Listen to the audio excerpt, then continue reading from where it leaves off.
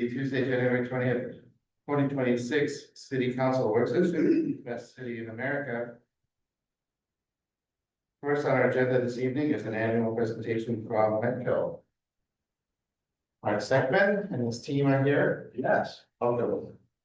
I don't know if they're here to support me or heckle me or what, but Just So- keeping an eye on. that's probably it. So I appreciate you taking the time to visit with me today and give me the opportunity to give you a little bit of an update on where we're at with Medco, what we're doing, things of that nature. But the first thing I want to start out with is just to really compliment the team approach that we have in Marion. And I really think it's resonating, that whole Team Marion concept.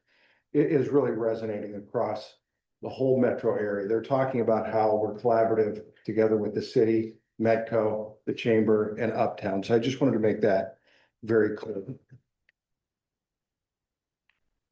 So there are 4 core business units that Medco has been asked to lead for Team Marion. That'd be community development, workforce development, new business attraction, and business retention and expansion. So with community development, I wanted to give you an update on a few things that have happened in 2025 that we all should be very proud of. And that would be the Hoth Flats apartment complex that's broken ground in Uptown Marion, Broad and Main on 6th, the new area ambulance facility next to Mercy's ER facility, and the McGrath VW dealership. In addition to that, in the text above, you can see that we're currently working on 20 active projects in community development. That includes 3 hotels, 3 medical facilities. We're working with 2 developers of condominium complexes, and then 1 large big box retailer. New business attraction. This past year, we brought in 2 new companies, MacArthur Company, which is a Minneapolis-based company. They have 40 facilities across the United States and chose Marion as their newest location. That'll create 18 new jobs. And then Telecom Construction, which is also a Minneapolis-based company that is a contractor for fiber installation, both below ground and above ground. They are considered the top contractor for IMON Communications and a variety of other fiber providers. They have 28 locations across the country and employ 1,100 people. We don't have the job count right now. Emily with our team is working with them on a media release that will give us more information about the job count once they're done fulfilling their contract with Kirkwood Community College. So with Medco, we focus on mid-size privately held companies that really want to come into this area to either A, serve our existing employers. When I say existing, that means regional employers, by either being a supplier or a vendor, or need access to that Midwest market. So we're much more of a niche player in this arena. So we are working with 10 companies right now. 2 of those are manufacturing, 3 are warehouse distribution, and then the 5 office operations. This year, we will be adding another employee to our team. We've already had that approved by the board of directors. We plan on doing that sometime in late spring, early summer. That person is going to be responsible for outward new business attraction, focusing more on this regional market that we've talked about. Our philosophy is face-to-face relationship building. That means this person will spend time going out and meeting with companies face-to-face, talking to them about the strengths and benefits of being in a Marion location. Again, focusing on those small to mid-sized privately held companies that could be here to serve this Midwest market. As you know, people feel comfortable with doing business with those that they feel most comfortable with. That's why we use that face-to-face relationship building strategy.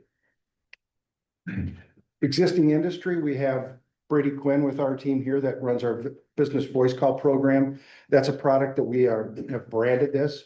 And we've done that because Brady calls on a business. They voice issues, concerns, or opportunities. Now we have a call to action to respond to those needs.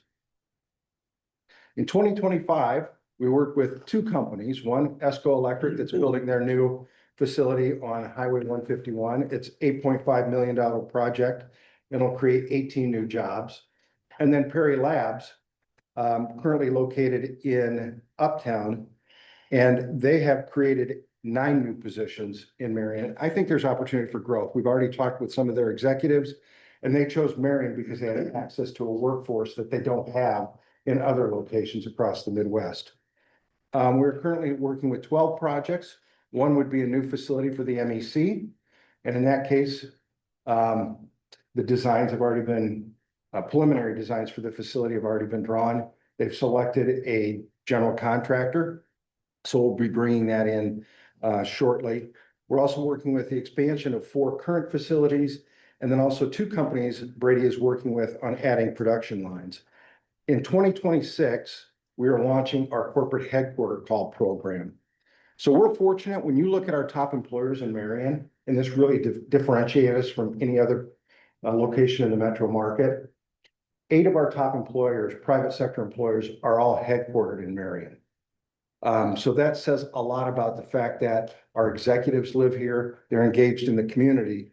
But Brady's identified 12 companies that have operations in Marion but are headquartered elsewhere.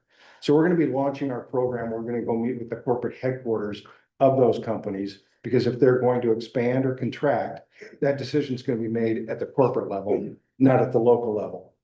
So that will be taking place yet this year. We're going to focus on 3 primary markets: Iowa, Illinois, and either Minnesota or South Dakota for those activities. This gives you an idea of those companies that have operations in Marion but are headquartered elsewhere. Workforce development. Emily Russ with our team is here today. She leads this business unit for us. So really what we do is we enhance business and education partnerships and mentoring programs.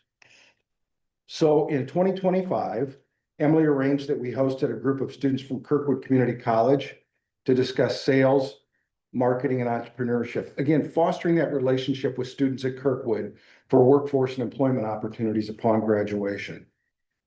She also worked with bringing the career professionals, or counselors, as you may want to call them, of colleges and universities across Iowa. We hosted those individuals in Marion as well. So it was a great opportunity to showcase the community, but also they can engage their students about employment opportunities in Marion upon graduation.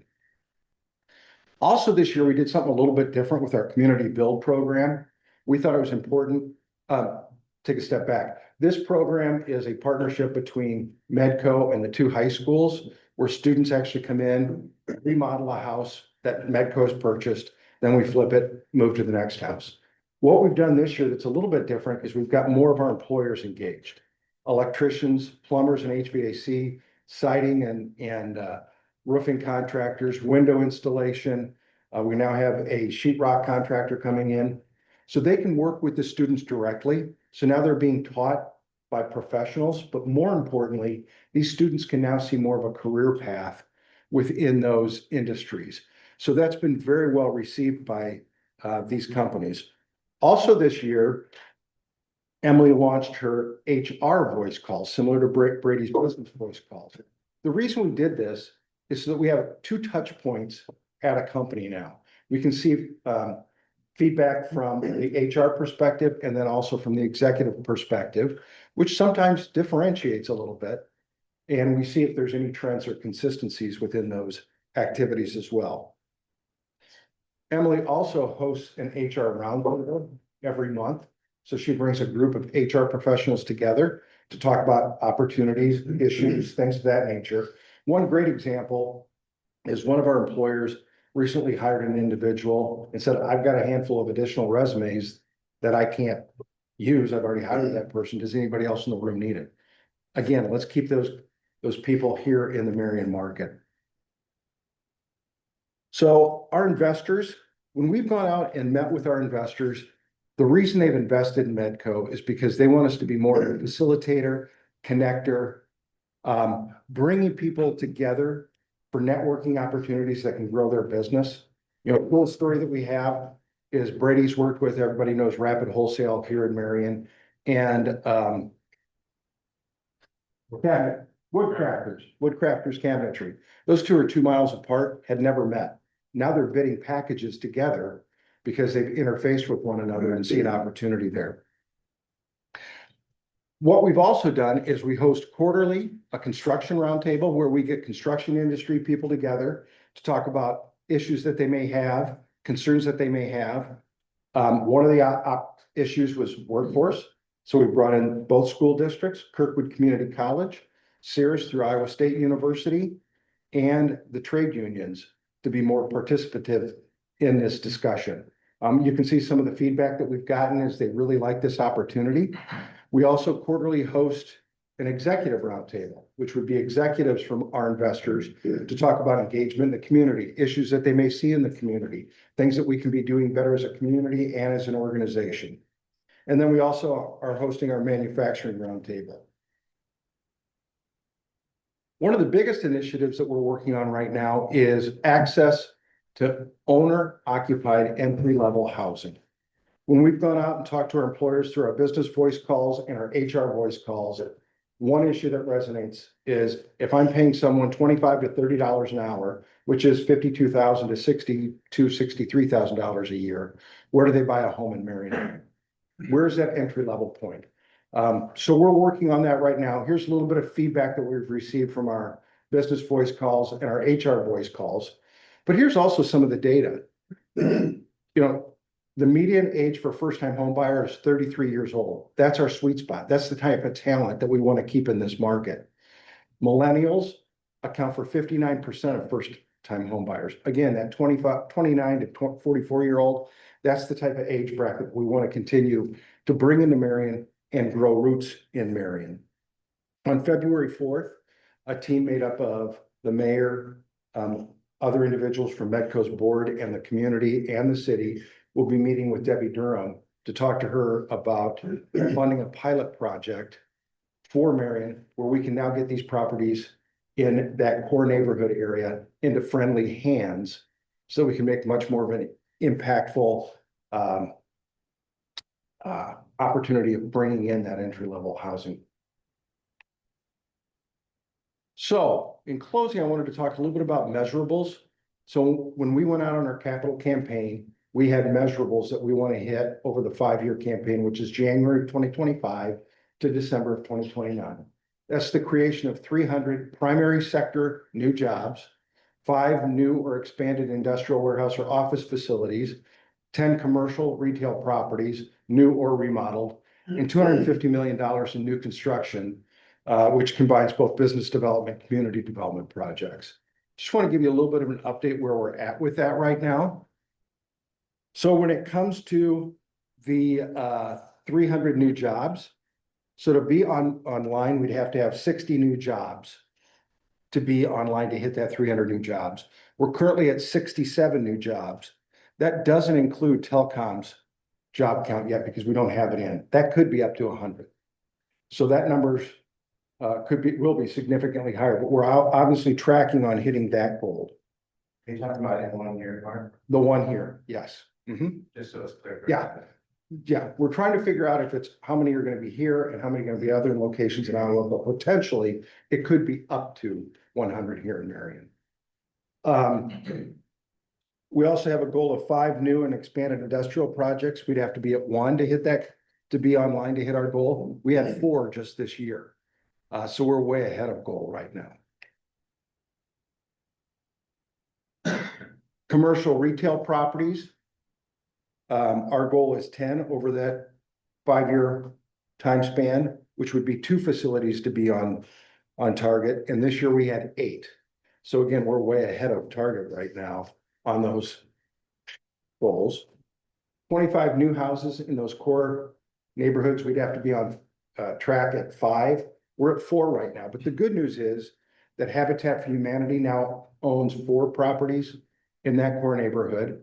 Marion Independent School District owns a property in that neighborhood. And then we also have our project that we're working on right now with our community build program. So we're building that momentum. If we get that funding, we should blow that 25 number out of the water. And then total capital investment of $250 million. We'd have to be at $50 million. And we're at $50 million, $688,113. So we're ahead of goal there as well. So I think you'll see that we're being very successful. Now, once we get this new person on board, I think we're going to see even more success going forward. What's next? We've all talked about the former library site. I think that's a really cool opportunity. We worked very closely with the city on this, And it's now, we help bring the developer to the market. Now the city is taking lead on this. It's the city's property. They're working on development agreements, things of that nature, but that's also a good example of how we collaborate. So at this point, I'd like to open it up for any questions you might have. Thanks, Mark. Sure. Before we take questions, I think this kind of a point of information for the public. The city is an investor in Midco. Absolutely. Largest investor. You are our largest investor. Up until our capital campaign, you'd have been about 40% of our investment. Yeah. Now you're at about 25% of our investment. Good. That's good to see. But, Yeah, private sector stuff. the point is, the city is an investor. Absolutely. Everything that Mark just went through, is the return on the investment for the city of Marion. Mhm. We're represented on the board. We have one voting member and one ex officio. Yes. On the board of Metco, and we're a full partner in the 480 bill. Have provided a seed funding for that program twice. So we're full partners. We'll take questions. Go ahead. So Mark, can you give us a recap? I don't recall. Can you give us a recap of your capital campaign, what your goal was and Sure. what you ended up at? Our goal was $3.5 million over that 5-year period. And we're right under $3.2 million at this point. We're taking one more last push. I think the list is about 60 or 70 investors, current investors that we want to ask them to increase their investment, and then some new investors too. We brought in probably 30 or 40 new investors through this campaign. Well, it's a long ways away from the first capital campaign that Metco ever had, which the goal was 400,000. So It is a little different. Yeah, that's when you get there. yeah, Metco's come a long way. It has come a long way. The other thing I think is always important for people to understand is, so what is the current estimated percentage of what percentage of new jobs typically come from existing businesses? Generally, project-wise, about 75 to 80% of your activity comes from existing industries. That's generally. I think in Marion, it might be a little bit different, only because we don't have as much industry here. And that's why we want to bring in new industry as well. But yeah, that's why our bread and butter is always going to be existing industry expansion and growth. And you see that in our project activity. That's why we want to up our game a little bit more and go to those corporate headquarters of companies that have operations here and get feedback from them as well. Yeah, I want to make absolutely sure, again, as the city being one of the largest investors, or the largest investor, that focus is at the very, very top. Absolutely. Because those contacts is good to, I mean, I know what Brady does, it's good to see Emily having those contacts with companies or HR. So as many contacts as you can have with existing businesses will be beneficial to Metro Area. I couldn't agree more, Steve. As a matter of fact, Brady and I were kind of chuckling today because he met with one of our utility partners. And that partner looked at Brady and said, okay, you guys make these calls face to face. You go out and meet with these companies. And he said, yeah, we do that all the time. And he said, well, most of the communities I work with either do it through a Zoom meeting or they just do it through a survey. They're not going out and meeting with these people face to face. How do you build that relationship if you're not going to go down and have a cup of coffee with them and really learn what their needs and requirements are? I compliment that aspect. The face to face, the quantity are absolutely essential. So keep up that work. Thanks. Great. Mark, thanks for this presentation. Sure. It's clear that in multiple areas, you're having success and having an impact. One question I have is, and you stated a couple of times that your focal areas for small and medium-sized businesses that are privately owned. Mm-hmm. What kind of, I guess, visibility, intel do you maintain for businesses that are larger than that target? I guess you're not exclusive. Absolutely not. That's our primary focus. The reason being is a lot of the bigger projects. I'll give you an example. We partner with the Economic Alliance. They respond to all the RFPs that come in, request for proposal. 5, maybe 10% is Marion a fit. That could be because we don't have rail or we don't have the size of sites that they need, or we don't have the water or wastewater capacity, or they want to be directly visible from an interstate, things of that nature. So we're much more of a relationship builder.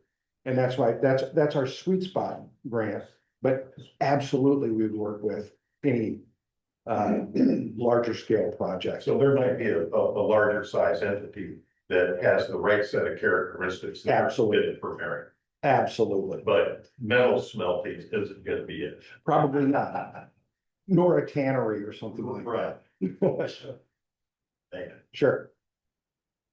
You know, I'm gonna switch topics a little bit, the housing initiatives, which Carol about, that is. If, I assume this meeting, state will go well, I'm not this isn't good, but we'll take it. What do you see as those next steps after that meeting in 9 months? Well, our strategy on this meeting is not as much for an ask, but to help the state provide a solution. And what I mean by that is the plan that we've laid out in Marion can be replicated anywhere else in the state of Iowa, because this is an issue across not just the state of Iowa, but the country. So if we are getting these funds, we will have a separate nonprofit. That could be, since it's already in place, that could be community build. And then our student build project would just fall under that. And then hiring somebody part-time initially that would go out, work with getting these homes under contract, getting those homes purchased, working with infill lots, working with contractors that once we buy those homes, that will come in and remodel those homes, and then just controlling those properties. Also, it could be commercial properties that we look at as a community and say, you know what, in this core area, we'd really like to have control of that critical property, whatever it may be. They can do that. So that now it's in friendly hands and we can use it as holding.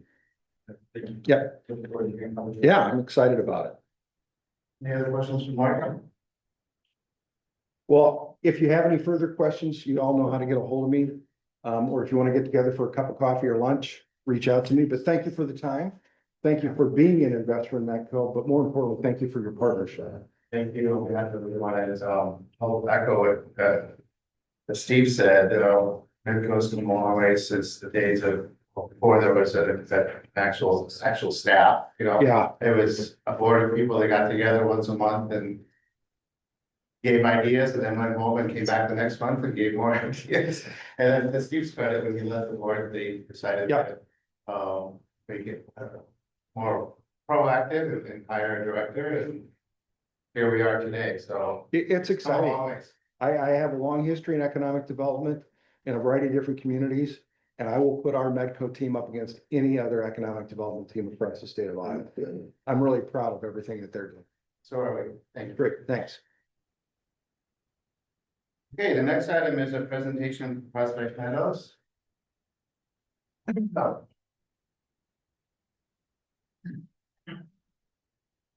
They pick on the volunteer whenever they get a chance, Mayor Nick, right? So I'm Tim Stroller. I'm the current board chair at Prospect Meadows and have been for a minute. So I've been able to be in front of you all a couple of times, as well as with Mayor Nick or with Ryan throughout the years, catching up and doing reviews. We forwarded earlier last week, I believe, to you the full economic report that was done by the sports facilities company in Florida, which is kind of the guru right now, frankly, in the United States. They're involved in about every facility there is at every different level. So you've had that forwarded to you, but I'm just going to kind of go with the Cliff Notes version here of extracting some information from there. And then obviously answer any questions that we have. Jack Rader, who's been in leadership with us, is in the back. And again, whenever Jack gets a chance to use me, he does. So you got me on the mic today to start with. But Jack's perseverance way back in the day really led to Prospect Meadows happening. So I've always been very appreciative of that.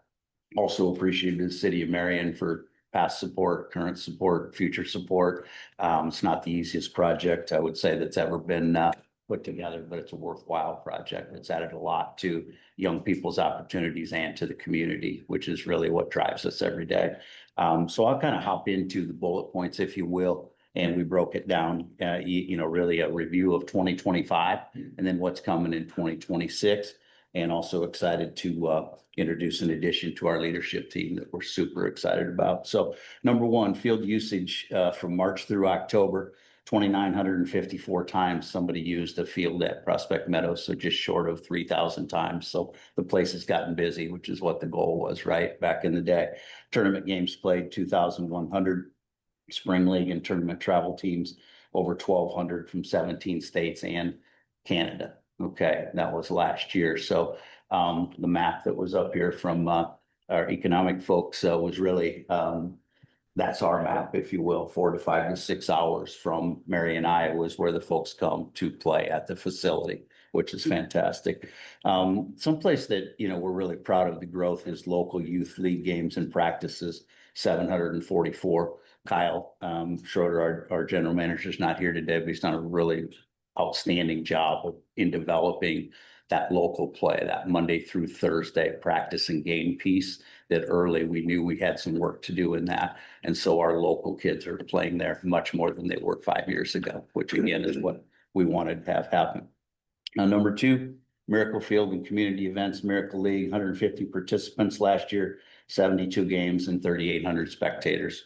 Ends up being, again, just something very unique to the community and to our facility that we're proud of. And, you know, if that one doesn't touch you when you're out there, then I don't know, right? So it's fantastic. League of Dreams program, coach pitch instruction and play offered for our underserved youth, 2nd through 5th grade, to get boys and girls exposed to baseball and softball that maybe they wouldn't otherwise. Okay, just to provide some community value program that Jack started back at the Colonels years ago that we've moved out to Prospect Meadows.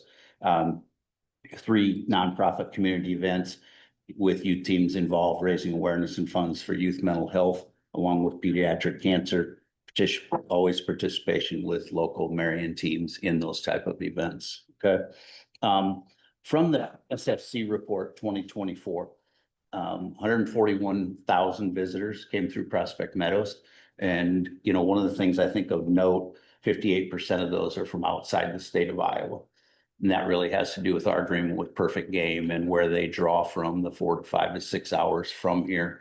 So again, we're bringing folks from outside the state to come and enjoy the best that Marion and Eastern Iowa has to offer. And frankly, to participate in economic development in this area, right? Which is great.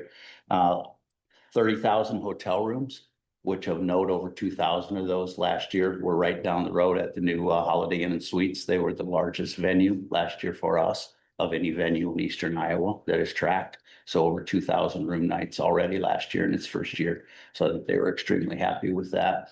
And like you all know, in the summer, the restaurant scene down there is kind of a madhouse in a good way, right? So right around $15 million in economic impact annually. So this year will be year 8 already. Time flies, which should take us over $100 million cumulative that has been infused into the economic area in Eastern Iowa. So we're excited about that, proud of that. So again, but about 15 million annually right now is the number. Across the region. Yes, correct. Yep. Yep. Again, I alluded to this a little bit earlier, but a leadership edition. You know, this is my only experience in a nonprofit world, right? Getting involved with this project 10, 11, 12 years ago, other than contributing and supporting, right? But in this one, I've always felt like we were kind of one person short, to be honest, on our staff and on our team. And maybe every nonprofit would say that, I don't know, right? But for us, we were able to add what we think is just a huge addition. I'm going to ask Doug to come up in a second here, but Doug Nelson, who had an extremely successful run in leadership with Cedar Rapids Colonels, was retiring. And as I jokingly said, we grabbed him before he got fully retired and used to that, right? To bring his talents out to Prospect Meadows, which started last summer. On a consultant basis, and we've also have an agreement for Doug to do the same role for us this year in 2026. And I think it really puts us in a spot where it lets us use our team and our staff, you know, in the right area, if you will, of expertise and where they play their best game, if you will. So with that, I'd love to have Doug come up and just talk for just a second about what he did with the Colonels and what he's doing at Prospect Meadows. Then we'll talk just a little bit about 2026. Okay. Thank you, Kevin. I'm a little nervous after all those kind words. That's gonna be tough to live up to. So, as Tim mentioned, I'm Doug Nelson. For 23 years, I was with the Colonels, last 15 as the CEO and the CFO.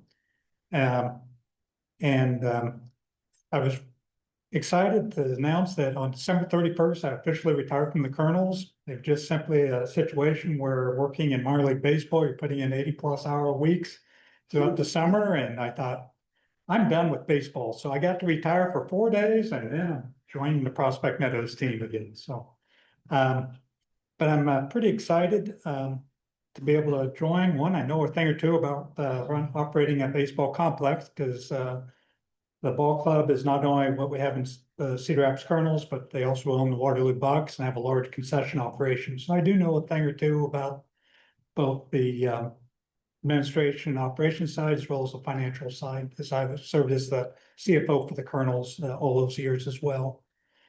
In addition, I've worked closely with Jack for 10 years while Jack was at the Colonels, and he and I make a great team because our strengths really complement each other. And my focus is going to be more on the finance administration side, which will allow Jack to focus on the baseball operations side and on the sales side, which is what he really excels at. And I can say as Tim mentioned, I kind of got started involved late 2025. The focus has really been more on putting together financial and operating plans for 2026. We're close to having those things finalized, and now our focus is on executing them. And now that I'm focused on Prospect Meadows, I'm more confident than ever that 2026 is going to be a successful season for the complex. So that, yeah. Thank you. Great. Thanks, Doug. We're super excited about that, and I think we've recognized there's been a need there and opportunity, right? Timing was great for Doug and for us. So really think it'll make a huge impact for Prospect Meadows over the short term and the long term. Flip the page, go to 2026. I think it's more of the same, to be honest. It's anticipate tournament teams, 1,250 local play and practices, 750+, same type of community events, high school and college. Something as soon as the weather, as you all know, you never know where that's going to be or when that's going to be, right? But mid-March on, as soon as it gets good enough that somebody thinks they can play outside, not only the things that are scheduled, but the phone rings. And college teams will come from more northern places, Wisconsin, Minnesota, and play here. And, one of the best things we did way back when was have the infields with an artificial turf surface. It's been literally, a saver. It's a differentiator. It's you play, right? And so again, teams that come here from Chicago or Minneapolis or Wisconsin or wherever it can rain for hours, and within half an hour, we're playing, And then sometimes it doesn't hurt to be lucky. The outfield soil is fantastic and it drains. I don't know why. It's not my space, but sir, I like it. Okay, because we never ever don't play because the outfield's too wet. So again, if it's not lightning, you can play ball here, and you can't do that in a lot of facilities. So again, it was a good decision back in the day. Something we are excited about, program expanding for differently abled adults who have aged out of the normal Miracle Field League. So in a conversations with the Kiwanis group, an organized league more for the folks that have aged out of the normal kids play, which we are excited about. Discovery Living returns again a couple nights a week again to provide opportunities for folks in a differently abled scenario that again I think sets us apart. We love the location of that. It's right before you go up the hill, if you will, which I think is also a wonderful life lesson for our youth that come out there, right? To know how fortunate they are to go up and play on those fields, and just attracts an awful lot of feel good and a neat thing for the community. We're really excited about the structure and the stability going into this year, which there's some years, where that's been a little bit challenging. And I told Ryan in the hallway, fully hope to be back with him in a couple of months talking about longer term and 5-year plans and things like that we've been working extremely hard on. And so we hope the solve's right around the corner here. Okay, so with that, I'll just open it up, and if any of us can answer any questions. We really appreciate the presentation and the great results. I'm not personally a baseball guy, but I see the value and all this have been supportive of the project. Not only because of the passion that Jack had and the board members who have just persevered in making this happen. I mean, that's certainly inspiring, but from a community leadership standpoint, all aspects of this project are just it's so good, you know, it has to be the #1 tourist attraction in the entire region. Right. With 140,000 or 41,000 visitors. The Miracle League is amazing. The programs for local youth, you know, how can you not like that? So it's just all around the economic development aspect of it.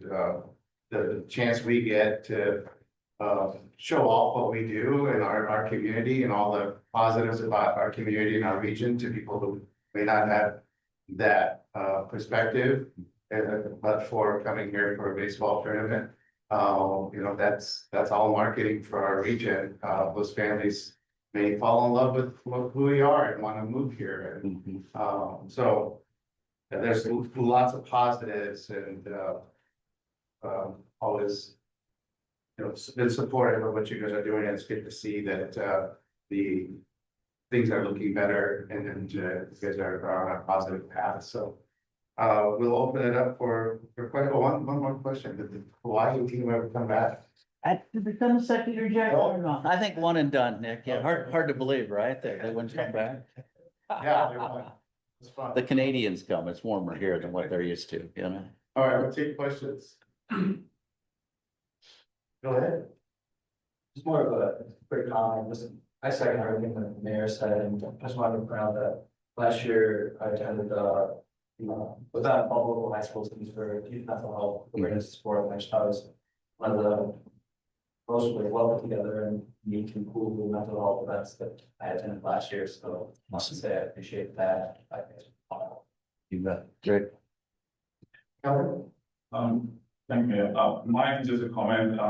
My son plays in the Miracle League and my mother's there. So just want to say thank you for you. You bet. It's great. Awesome.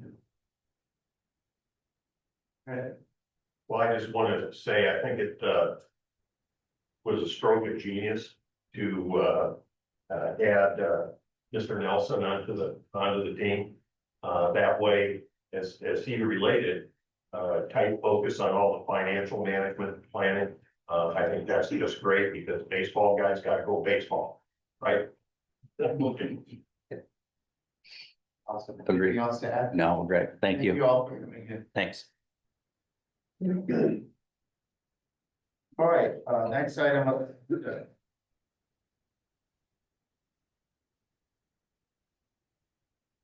Is our annual presentation from Historic Preservation Commission. Hi. Hi, welcome. Good evening, Mayor and City Council. This is going to be a dual presentation on the Historic Preservation Commission, or HPC for short, and the annual report for the Certified Local Government, or CLG for short. The HPC has been around since 1999. It is a 5-member board. We meet on the second Tuesday of every month at 7:30 a.m. At our January 13th meeting, we had an election of officers, and listed on the slide are our members along with their positions they now have with the board, along with our newest member, Robbie Marvin, who was just appointed this month as well. Let's see, the members, they're strong and engaged group, and they bring a clear interest and passion for history and the historic preservation. The historic preservation. So there are 3 historic districts. They are highlighted here on the map. They are Terrace Park, Pucker Street, and the Central Business. This ties in with the CLG report, which is a program that is a collaborative effort between local, state, and federal governments. The goal is not only to protect historic structures, but to also protect the historic resources. By attaining CLG status, Marion continues to be committed to the historic preservation. And Iowa boasts one of the largest CLG memberships, and which does help us to collaborate with others to see what works and what doesn't work, which does help move the preservation of structures along. We have a total of 9 registry properties. The National Register does consider structures of 50 years plus to be historic. And we have done some historic surveys, and those include 4 detailed surveys and evaluation projects in Pucker Street, Gray Greens Addition, Uptown, and 6th Avenue, along with documenting hundreds of historic homes in the past. Also, there have been key accomplishments, and they are listed in the report, but to highlight on a few, they include the demolition review and recommendations of 780 2nd Street related to the Alburnett Road Extension Project, and demolition associated with public improvements project policy associated with mitigation related to the Alburnett Road Extension Project. Also, the Central Corridor Zoning District's review and recommendations of facade improvements for 1150 and 1170 7th Avenue. The past year, the commission has focused on balancing preservation efforts with new community developments by guiding projects along key corridors to ensure that modern designs integrate seamlessly with the city's historic character. Despite successes, there do remain a few challenges, and that is something that the CLG organization likes for us to talk about because that shows them where they need to improve. One of those areas of that does remain a challenge is engaging the public, still proves difficult over the years. However, the commission is optimistic that public outreach could be renewed via public events, and that increased development activity in the Uptown area will reignite interest in preservation efforts. The Marion Historic Preservation Commission, or HPC, they are proud to continue its mission of preserving the city's rich heritage while supporting thoughtful growth. And as a certified local government since 2000, the commission plays a vital role in safeguarding Marion's historic character and advancing cultural awareness. Looking ahead, as Marion grows, the HPC prepares to address new opportunities and challenges. Ensuring development near historic districts honors the city's heritage while embracing innovative designs. And then continuing discussions regarding potential code updates to Chapter 173, historic preservation, and assuring alignment with our Marion 2045 comprehensive plan. Strengthening community outreach to foster broader public involvement is also part of the HPC's going forward. And so just summing it up, through collaboration and dedication, Marion Historic Preservation Commission remains committed to preserving the city's unique historic assets with also thoughtful, renewed public engagement efforts. The HPC looks forward to shaping a future where Marion's past and present can coexist harmoniously. Okay, comments or? Okay, I'm good.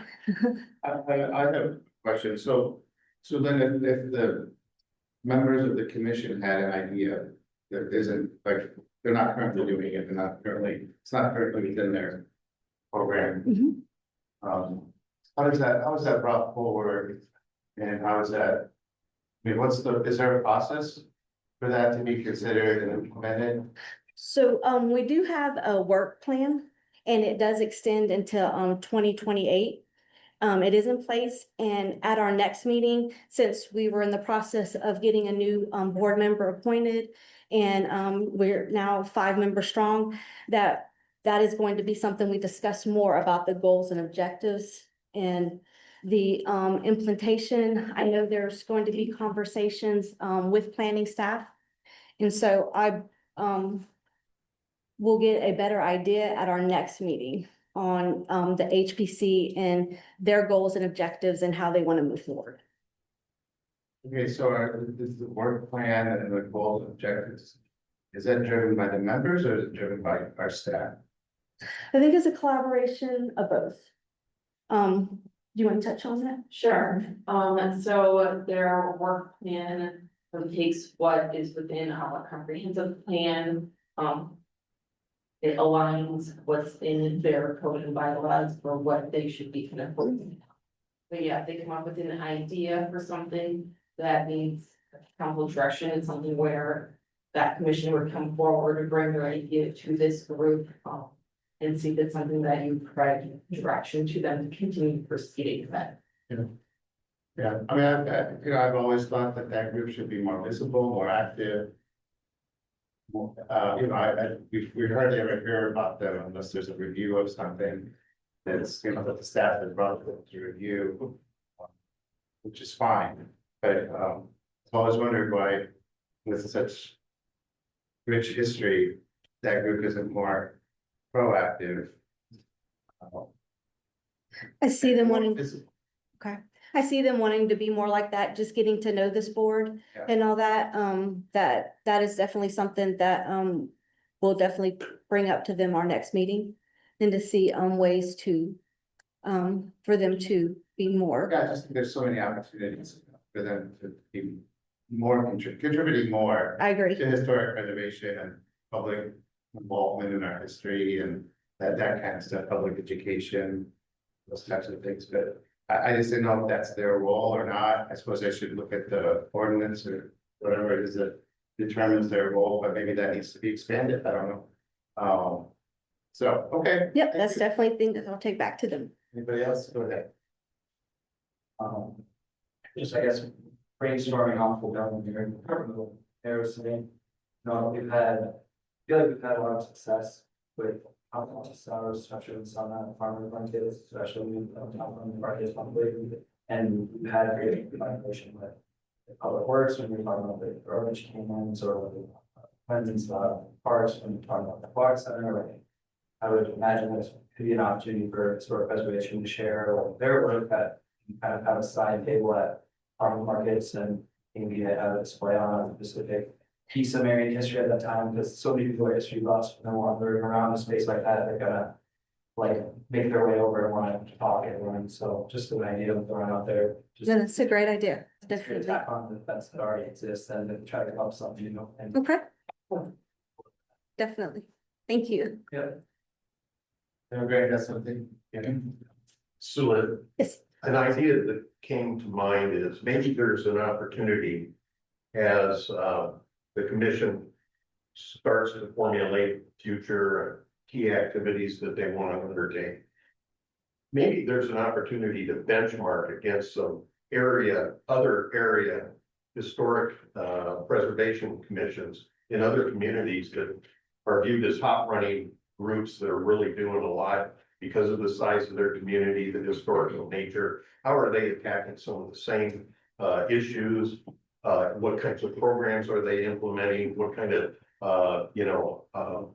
means are they increasing their visibility and getting community engagement? I just think part of what could be worked on, not singularly the only thing that gets done, but to try to have some outreach and understand what are some other commissions doing that's real good that can inform what we're doing here. Okay, yeah, that aligns with, reaching out to other, local government, HPC commissions and all that, so we'll definitely look into that. It's a good idea, thank you. My question to you is, regards to the great streets right now, are you working hand in hand with public services in terms of that approach? Is that something? I'm gonna let the director talk on that. Yeah, so Public Works did have a survey and we did go, there's 2 times that we brought it to HPC, got their recommendation on that.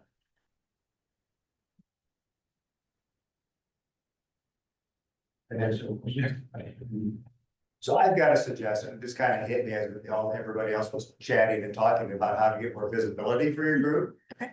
What about if you had a trivia corner in the Marion Messenger? And you put in some trivia every quarter Okay. about the history of Marion. Okay. And this is brought to you by the Marion Historical society, so. So anyway, just an idea. Oh, yeah, no, I will definitely, bring There's a lot that. of people, I mean, I've lived here since '62, so I know a lot of history about her.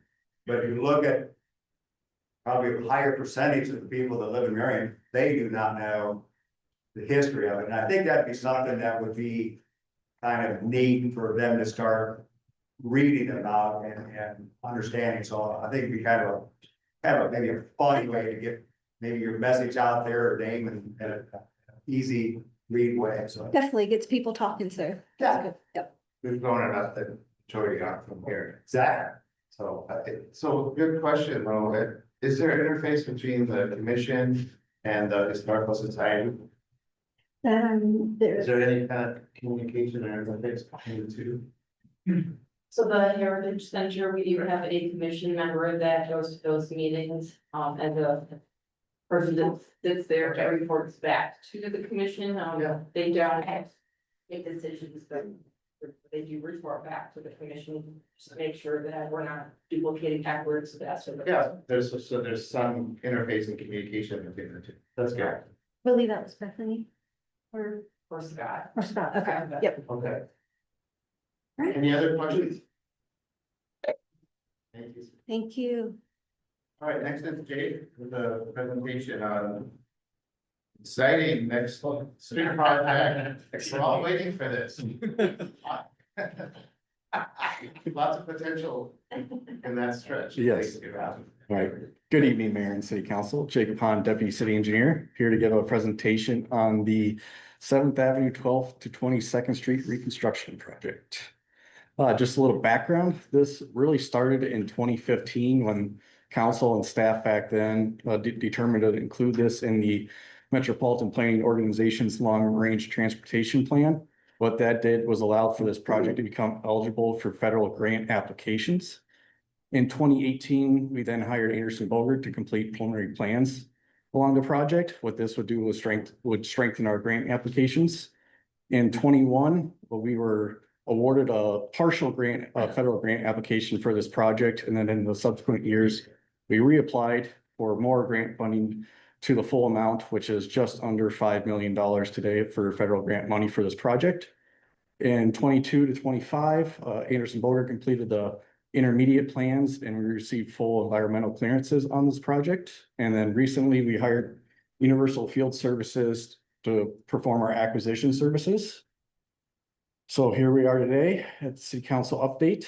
Next week, next Monday, 6 p.m. at the library, we will have a public open house. This will give the opportunity for all residents, impacted business owners to not only learn more about the project, but also meet our project team, our acquisition agents, and just ask questions during that open house.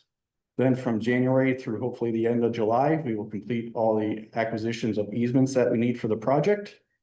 After those are completed, then we'll finish up final plans, any final changes that are needed, submit the project to the Iowa DOT for project letting, hopefully this late fall, early winter, which would then lead to a 2027 construction start. We are anticipating this project to be a 2-year project with completion in 2028. That's my very brief update for council. Is there any questions? I have one question. Are there any personal, personal residences in that stretch? Let me actually. Like residential properties? Yeah. Yes. There's a couple, I believe, between like 16th and 17th Street area. Okay. And some of them are former residential that are now commercial. Right, Mhm. right, but there are people, single family homes, Correct. there still. I believe so, yes. Go ahead. Yeah, Jay, 2 questions. One, what do you estimate at this point what the total project cost will be? And the second question is, are there other potential external funding opportunities we might be able to chase? So for this project, right now, the current engineer's estimate's around $6.5 million. Like I said, it would be 80-20 percentage for the grants, which is just around $5 million of that. We have not proceeded with any other federal grant obligations or any other grant opportunities at this time for this project. And as a point of comparison, for the core work that we did in Uptown. I should say you did. What was that total? What was that project size? The street project, not the plaza, correct? Correct. Okay, the street project was around $8 million. I'll say that. That was around $8 million. That included Seventh Avenue, 10th Street, as well as the North Plaza. What else? Okay, yeah, as long as we got you up here, describe at a high level what this street is gonna look like when it's done. Okay, So everybody's got, I know, I'll be there Monday as well, okay, but I think as long as we got you, high level. I'm gonna work west to east. Yeah. That's how my brain works tonight. So we'll pick up where we left off at 12th Street, that mid block there. At 13th Street, the traffic signals will go away. It'll be a four-way stop near Phil's Diamond Shop there. The streetscape improvements will continue until 15th Street. 15th Street will be a four-way stop as well. And then the roadway from all the way from 15th Street to 27th Street roundabout will be converted from a 4-lane roadway to a 3-lane roadway. So 1 lane in each direction, center turn lane. What that will allow is more room for sidewalks, more room for snow storage. Right now, there's about a foot to 3 feet of snow storage on each side. So more walkable environment, slower speeds, more access. 4-lane to 3-lane conversions, typically reduce crashes by up to 50% as well. So That's a good. that's the high level. Because people will ask, why are you reducing Correct. the road? So that's good, I guess, statistic. Yeah, they tend to not lower speeds, but they do still tend to reduce the crashes and provide more access, safer access to the properties. The vision is to expand the look and feel of Uptown easily. Correct. Yeah, so streetscape improvements would continue to 15th Street, and then from there, it would be more of a standard grass parkway area. Sure. It's our downtown area, was built for a much smaller city. So this expanding the look and feel of Uptown, kind of, right sizes our town, our central business district, to match the growth of the city. And I think creates a lot more opportunity for, the reason I'm excited about it, for redevelopment of that industrial corridor.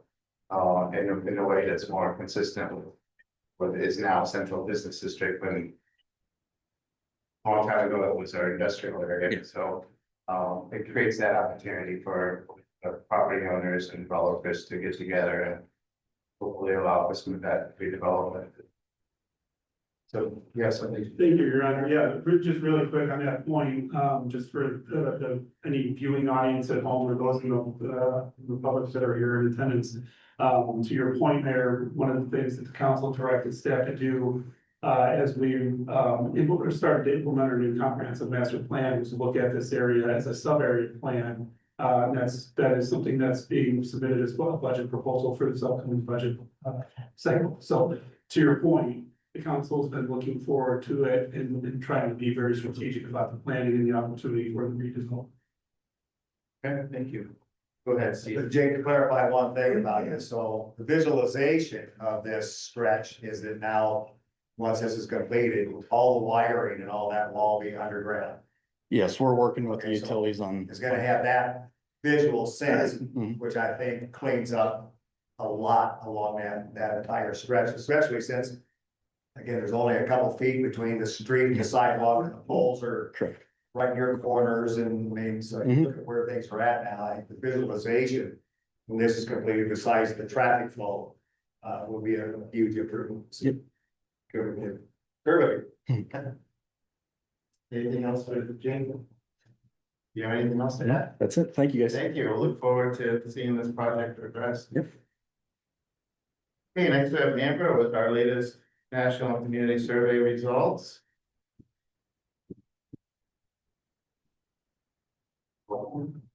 Good afternoon, Mayor and Council. It is my privilege to share with you the 2025 Community Survey results for Marion. This is the 5th time we have conducted this survey with Polco and the National Research Center. So we have about 10 years of that historic trend data that compares Marion to ourselves and also to other communities who use this same tool. I want to start by thanking you for investing in this important research so that we have a scientific survey at our disposal to make planning decisions.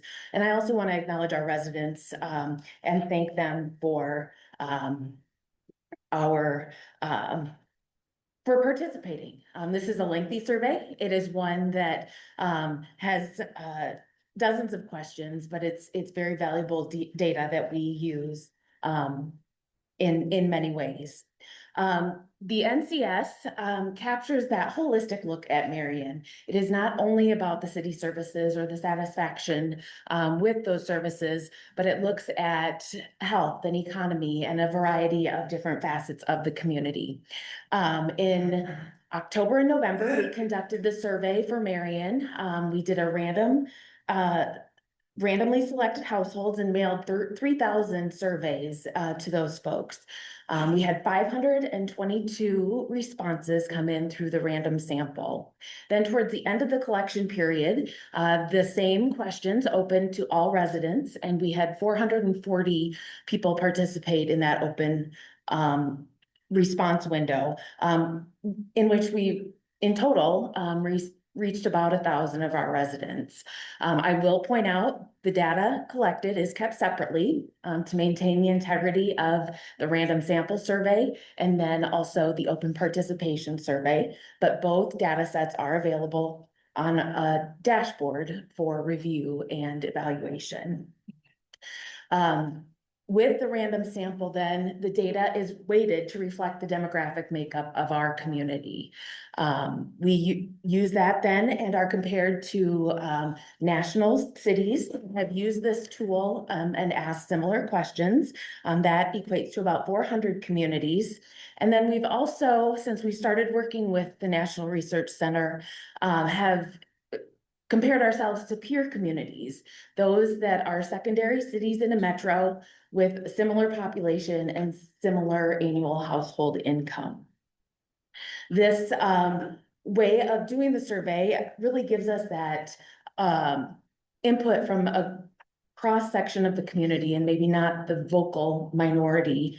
And it's one of many tools that we use to collect information. Sometimes we do all online surveys. We do other outreach activities to gather input, open houses. And so this is kind of one tool in our toolbox that we use to hear from our residents.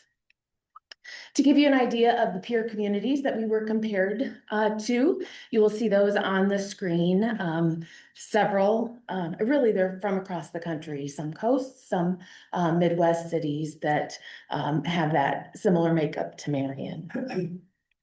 The survey itself looks at 10 facets of community. So everything from the economy to utilities, to safety, parks and recreation, down to community connection.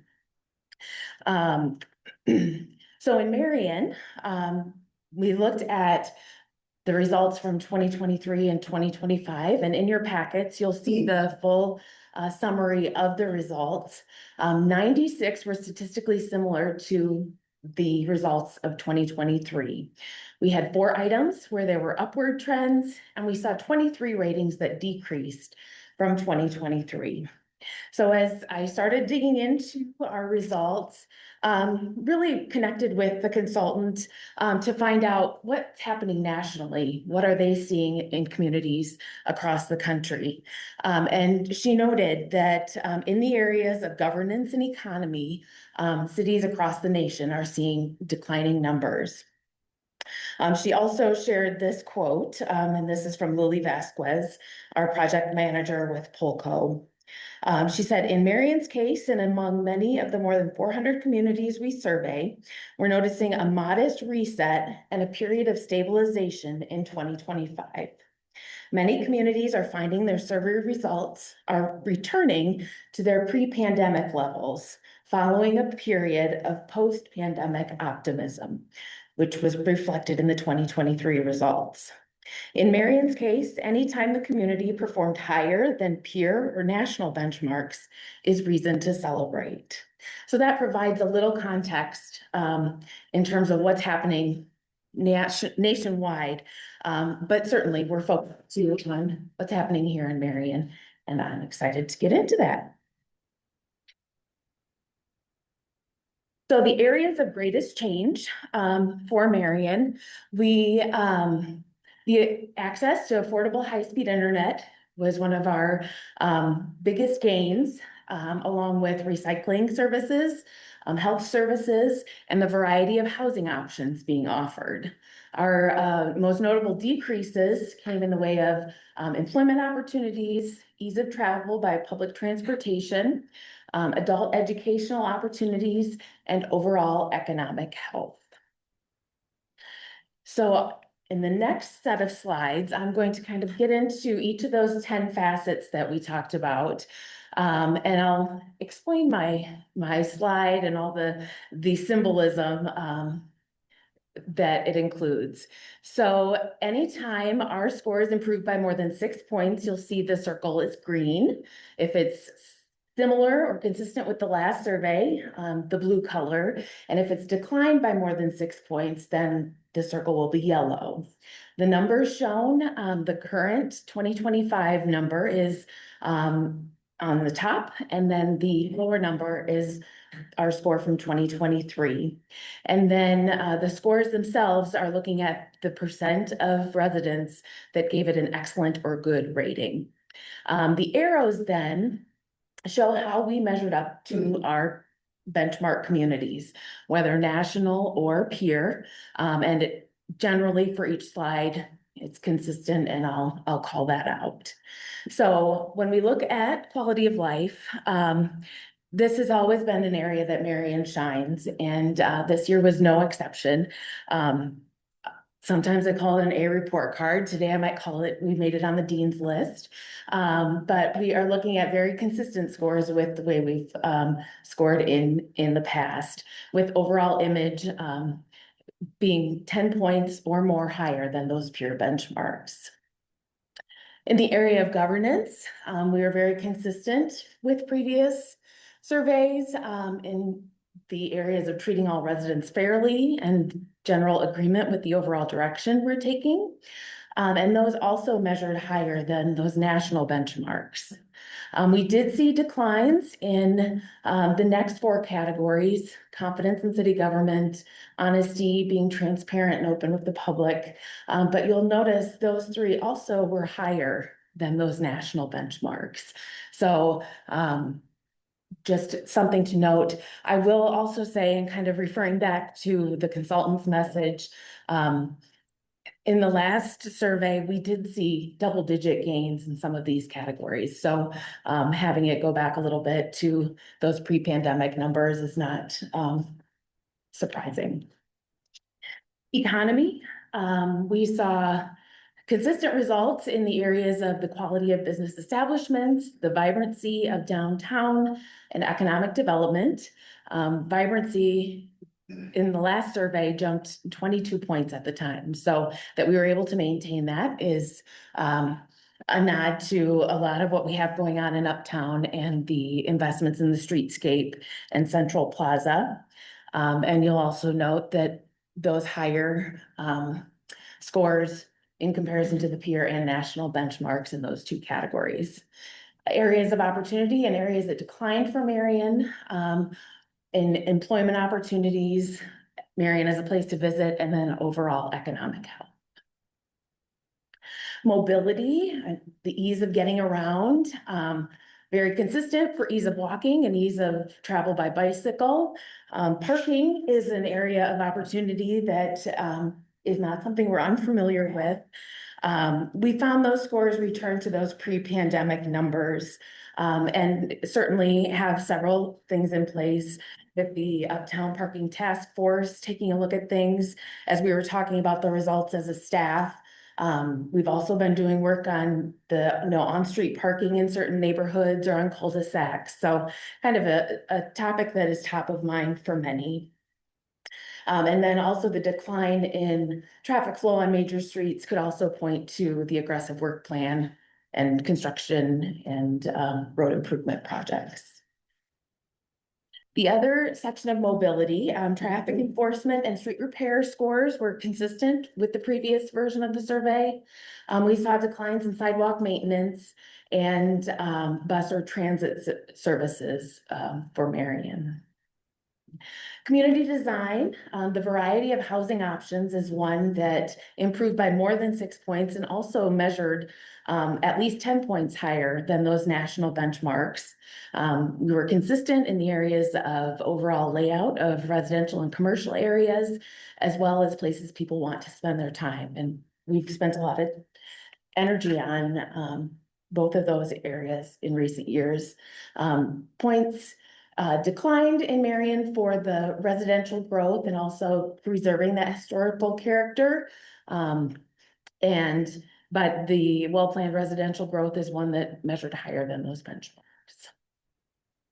Utilities, this is where you see the availability of that high-speed internet, showing positive progress.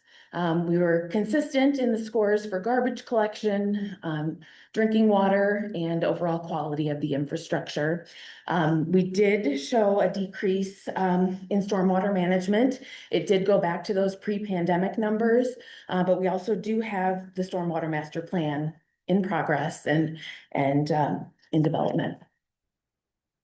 Safety is another area where we saw very consistent scores with previous and also surpassed those peer and national benchmarks in the areas of feeling safe, free from violent crime, and also crime prevention.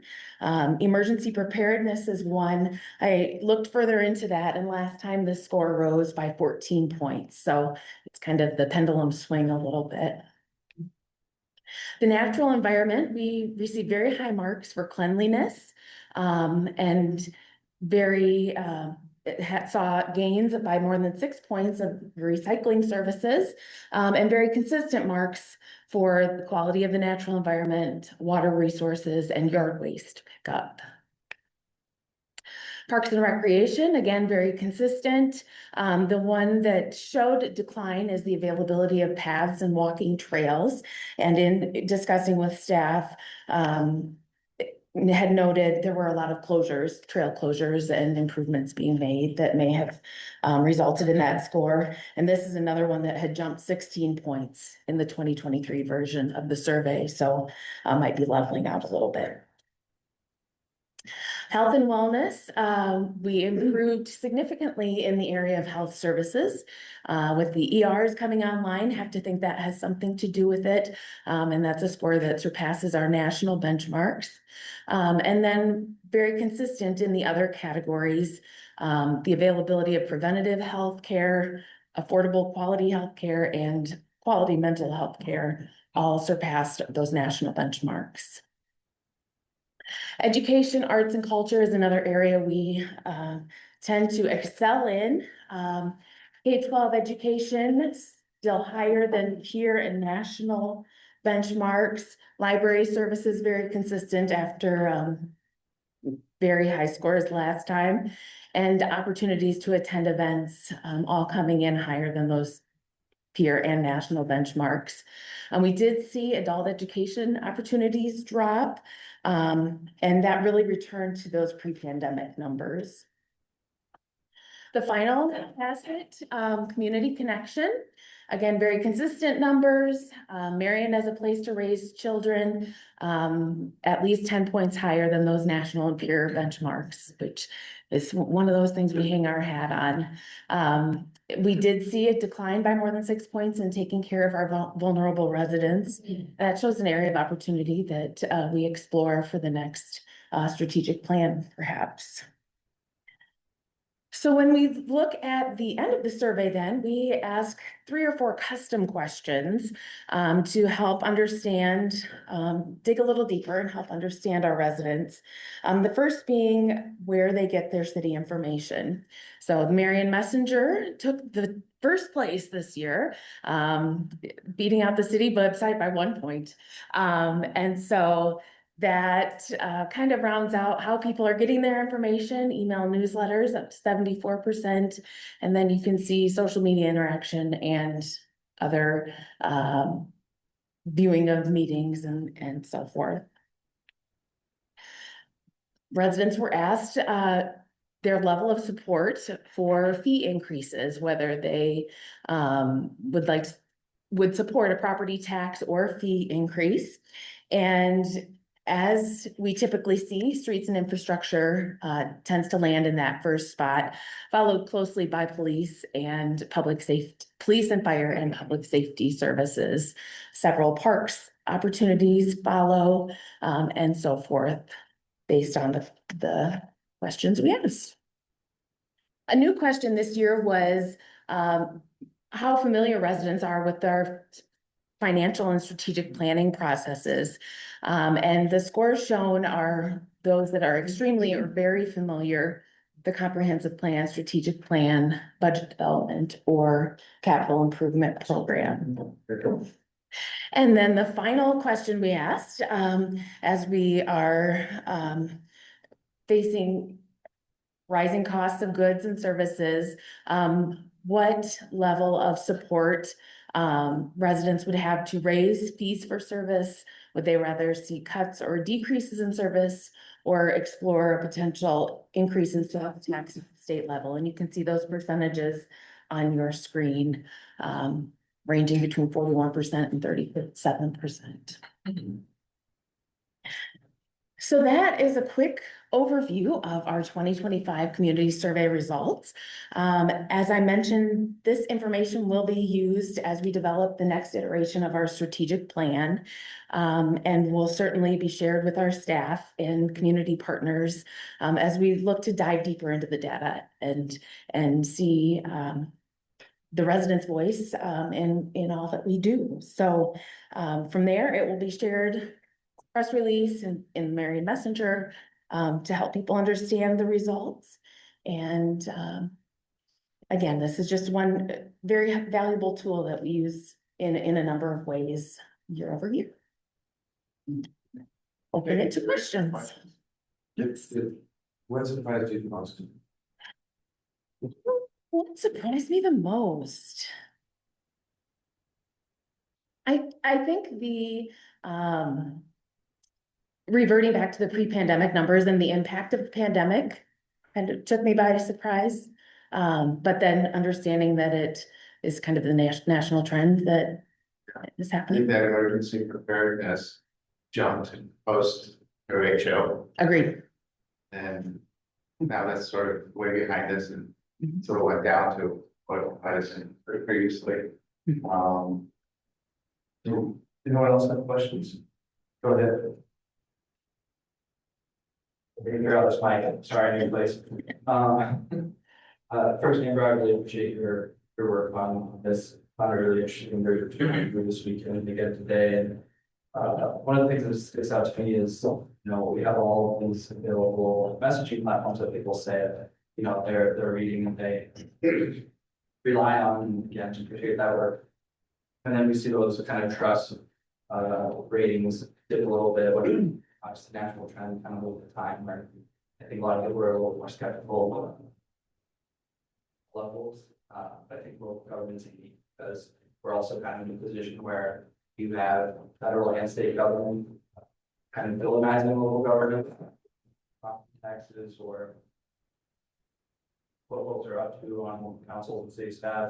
And to me, it's like the local government level is, these are the folks from the council standpoint and the city staff standpoint, they're on the ground doing the work, caring about their communities. And so one thing that comes to mind when seeing all this is at the last round of council meetings, the city state that Councilman Justin pointed out to me, he was meeting their transparency portal. It seemed like a really simple, kind of effective way. We already have all these like budgeting processes and ordinances and the budgets themselves and our public meetings, but to be able to put kind of all that in one space so that people, we have these very low percentage, some people who are familiar with our processes, conference plan, CIP, general budgeting processes, but that'd be something I'd advocate for if it was cheap to do and seems very simple an idea, but Newton was featured in Cityscape for it, and so you could. You might not suggest it. Oh, go ahead. My question is to Brian and to Kim, you know, this report was surprised when you, especially when you asked about.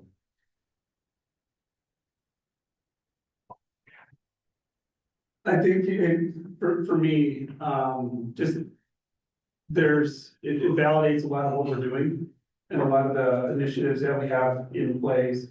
You know, the emergency preparedness, the mayor pointed that one out. Certainly, Chief Fagan has been before this council talking about the standards of cover, talking about the different studies that we've been doing. He's going to be presenting a presentation to you guys in the near future about seeking accreditation. And in terms of accreditation, that's continuous improvement. We've got a couple other departments that are pursuing that. You know, we've you know, just recently we partnered with the public health, Lynn County Public Health on taking the NIMS 300 class. And we have a structured tabletop and emergency preparedness training. So that's something that we do on a regular basis. The stormwater master plan that Amber pointed out, you know, there's a lot of the things that ease of parking, you know, those are things that we're aware of. The council has established a task force. We're working on that. We have a parking study to help inform those next steps, and certainly a lot of developments taking place in the uptown right now. So a lot of contractors are parking up there now. So I think more of the surprise, which is really not a surprise, it just validates a lot of the initiatives that the council and the rest of the team have put in place and are actively working on. I think one of the things that, I've been in this profession for 25 years and, you know, always trying to evolve the engagement with our residents, and we have a very high engagement with our community. One of our staff debriefs, Amber was sharing that the consultant had talked about some of those stats, while they did drop down to the pre-pandemic levels for Marion compared to our national peers, we're significantly higher than them in a lot of those categories, and it's reason to celebrate. But, you know, here we reach higher. And, you know, when I think about some of the stats, the engagement with our elected officials, they know our elected officials. I've worked with a number of councils throughout my career, and this council spends a significant amount of personal time at the library, at Holly Park, making themselves available, answering questions, meeting people where they're at. Not only taking the questions, listening to the thoughts, but then also taking the time to make sure that each one of those questions is responded to. So it's you know, I think it's indicative of the times, right or wrong. Just, you know, everybody's on the go, everybody's got a lot of things going on. But you know, I think that was one of the things that did stick out to me, that the interaction, you know, people attending council meetings or talking to their local officials was lower on the list of where they get their information. When you all make a significant amount of a significant commitment of personal time to be there and to engage. Thank you. Yeah, I'll just say. Yeah, go ahead, sorry. Yeah, I forgot that you were also part of the question, so go ahead. That's okay. You're not necessarily a surprise, but one of the things that have been thinking about and focusing on is the information of the strategic plan and comp plan, those types of things, and how do we really, those are really win, and how do we really celebrate those more, and utilizing those platforms that people really do more of those platforms, have a higher percentage getting that information out there. And it is one of those things that we spend a lot of time doing, we invest a lot of time, but not always celebrating our wins. And so I think that those are definitely areas that we just need to bring forward a little more often in that, especially knowing that we bring a lot of people in from our residents, the school districts and so on, who are making those types of decisions and drawing on that information. So it just really is telling us that we need to do more of the same things we are doing with our comprehensive strategic plan, with our seven listed. Yeah, Amber, I know we only complete, we complete this survey every 2 years, and to me, the feedback we get from our citizens through this survey or any other survey, to me, is very, very valuable. So this is a piece that I refer back to over the next couple of years until the next one comes out, because there's so much good information and feedback in here. But I want to be clear on one thing. When you said we had response by 522 out of the 3,000 who sent to, then 440 open. So the survey results, is that only the 522 or is it the 500 plus the 400?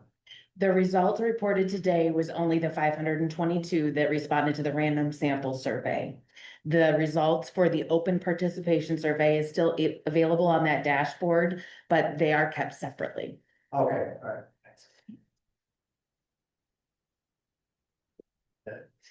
So that creates a question for me.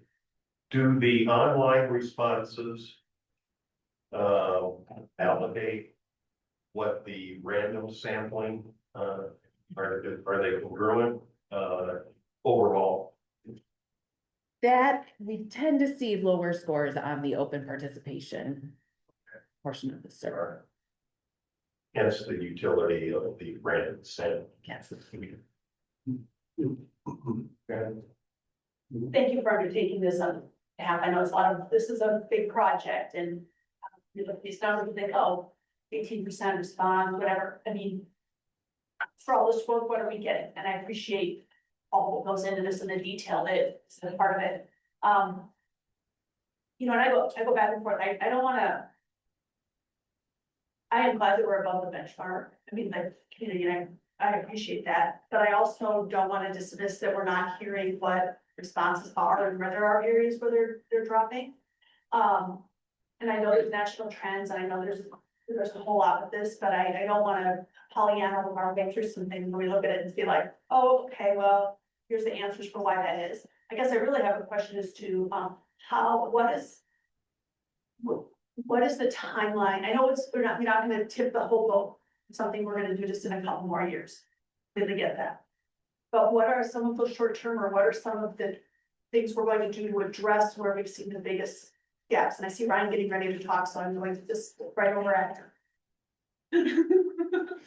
Great question. Well, first, I think the big thing is to make sure, and Amber does a great job and the team does a great job with documenting and communicating out the things that we're doing.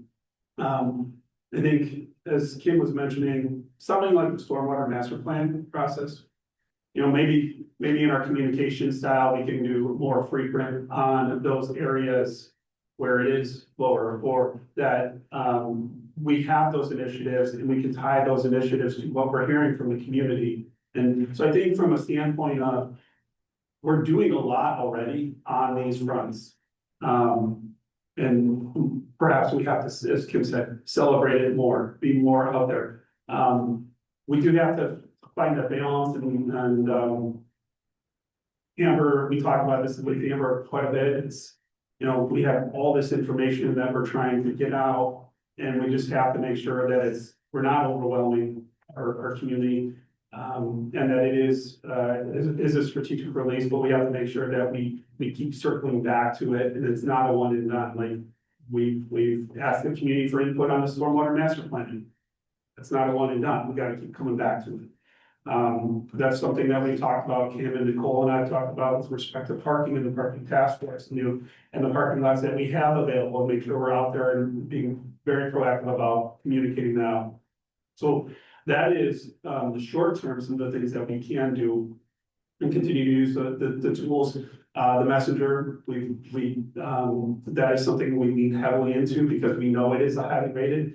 It's validated here. The website, the ease of communication, we're going through the revamp of the website to make it more usable for our community. So lean into that, maybe find ways to continue to communicate out some of the things we are doing. On a much longer term, shorter and longer term, one of the things that we did 4 years ago was we re-sequenced our community survey and the strategic planning process. We wanted to make sure we had the community survey to help inform the strategic planning process. But that strategic planning process happened after an election where we had new council seated, so that we can make sure that we're using the data from the community survey to help inform that strategic plan. So the mayor and I have been working on getting a proposal together that will, we're at that point now where we need to get some dates to you. We've got to get past the budget process, but probably sometime February, March, where we'll go through with the council, use the community survey data to make sure that the projects and the initiatives that we're working on do align and try to address those issues that we're hearing to help, move the needle and continue to communicate out. We hear you, this is what we're doing, and here's how we're allocating our dollars that we have from you to spend on you. And thank you for that, what you just said, like, we hear you. I think that's some of our great messaging. I mean, I know this is still a sample, and when you ask somebody their opinion, I mean, you're asking them to answer a rating, right? And we don't know what happened that day. Did somebody respond right after a major event in the town, and it was crazy busy, and they couldn't find a place to park? I mean, I understand there's pocket situations, you can't gauge somebody's emotion when responding to some of it, good or bad. So we take this with all the other data we're gathering and feedback, but when you're saying, like, we hear you, this is, we understand, this is a continued topic, is parking. Yes, sometimes it is a problem. But sometimes I think some of these things they snowball as the answer to things, and there's parking problems, and it just becomes the hot topic. Without the details that go, what time did you have a parking problem? Were you coming into shop, or were you going to dinner? How far away did you have to park? I mean, there's just so many details that come from that. I think some of the transparency conversations and the federal government, I get that's part of national trends, but also are there things people are not hearing from us that they want to see? We're doing council office hours, communicate, I had a conversation at the library with a young lady, we had a very specific issue on Saturday morning. And she said to me, this was so normal. I thought this would be really intimidating, but you're just like a normal, like, mom person. I said, I am that, standing here in the library. So I think, there's that feeling that that you want to be approachable, and how we continue to be that by empowering folks to get there. So that's a whole lot of it, but I just think this is a huge piece of our conversations throughout the next couple of years, and it weaves into so many decision points that we're doing that. I want to know that we're hearing what people are saying, good, and that what we're doing for the next. Thank you for your perspective. Anyone else? You look at the overall, I think, we have to be pleased that we have high approval ratings overall from our residents. I think, there was a period of time where Marion was this small town that was growing up, and we talked last year at the State of the City about what we did in a decade. And that was what we accomplished in a decade, and the change and the improvements and all that stuff. I think, there was so much in that decade that now, I think people are having a different standard and a different expectation than we did a decade ago. We've brought up the level of expectations from our community, raised the bar, that's a good way to say it. But I think, when you look at the overall ratings, I think we still have a very high approval rating from our community. There are things I like how you refer to them as opportunities. I agree with Sarah that, we don't want to dismiss any of the data, and we want to look at everything as an opportunity. You know, there are some things that surprise me, well, like, you know, the employment opportunities. You know, Marion is not gonna provide an employment opportunity for 45,000 residents. That's a regional thing. That's a metro area regional thing that, you know, so there are some things that we'll be able to figure out, and we're working on tracking. You know, that's not one that we can solve on our own.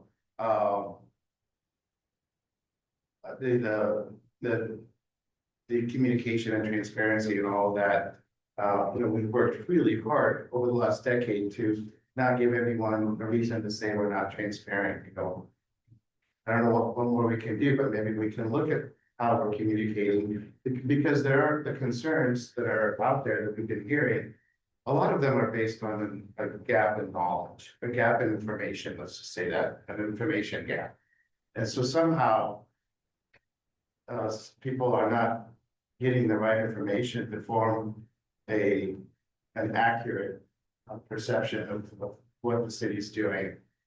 There's just gaps in information.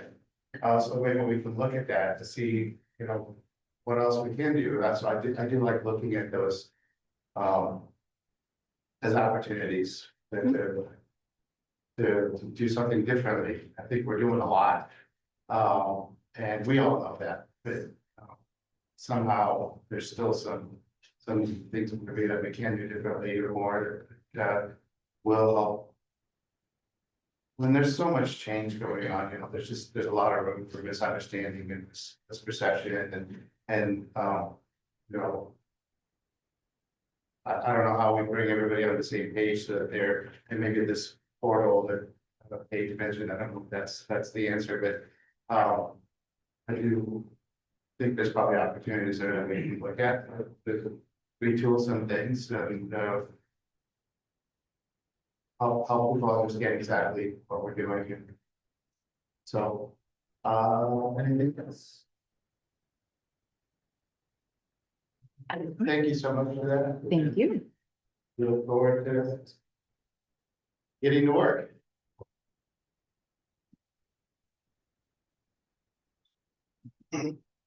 Okay, next we have the aquatic center.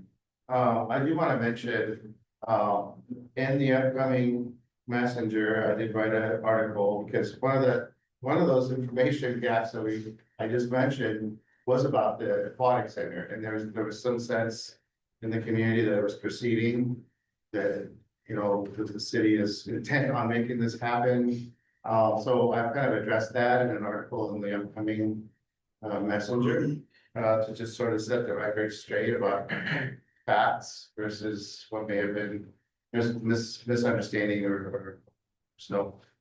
Look for that in the next messenger. Seth, you're on. Yes, Mayor, Council, this is a follow-up from September of last year, an update to the Aquatic Center project. Again, just as a follow-up, Council chose not to place the project onto the referendum ballot in November. Staff was directed to reassess and explore other opportunities for the project. And this is a reminder, per state code, Council's authority is to whether or not it advances to the ballot. This project, really, the cornerstone is the community for it. Community drives it, so community feedback is really the key for this project. Just a quick timeline update. Over a decade ago, this started from ImagineX. This was one of the 4 pillars of aquatic services. In 2017, we had the Parks Rec Master Plan, really identified Willowwood, end of life, and then really reinforced the investment of aquatic services, which led to 2019. We did a feasibility study, which really put together the Aquatic Center project and really asked the community what they're looking for aquatic services. From 21 to 24, we had many open houses and council discussions where we looked at different facility options and also finalized site location. And then in 2025, we went through 60% construction design plans. And since September, council was redirected to relook at Willowwood, look at a maintenance assessment, but also determine funding feasibility, look at Willowwood as a potential site, while also looking at the aquatic center, potential phasing for that project, but keeping in mind the vision for the Imagine X. We also brought the steering committee together, had a debriefing meeting where we just talked about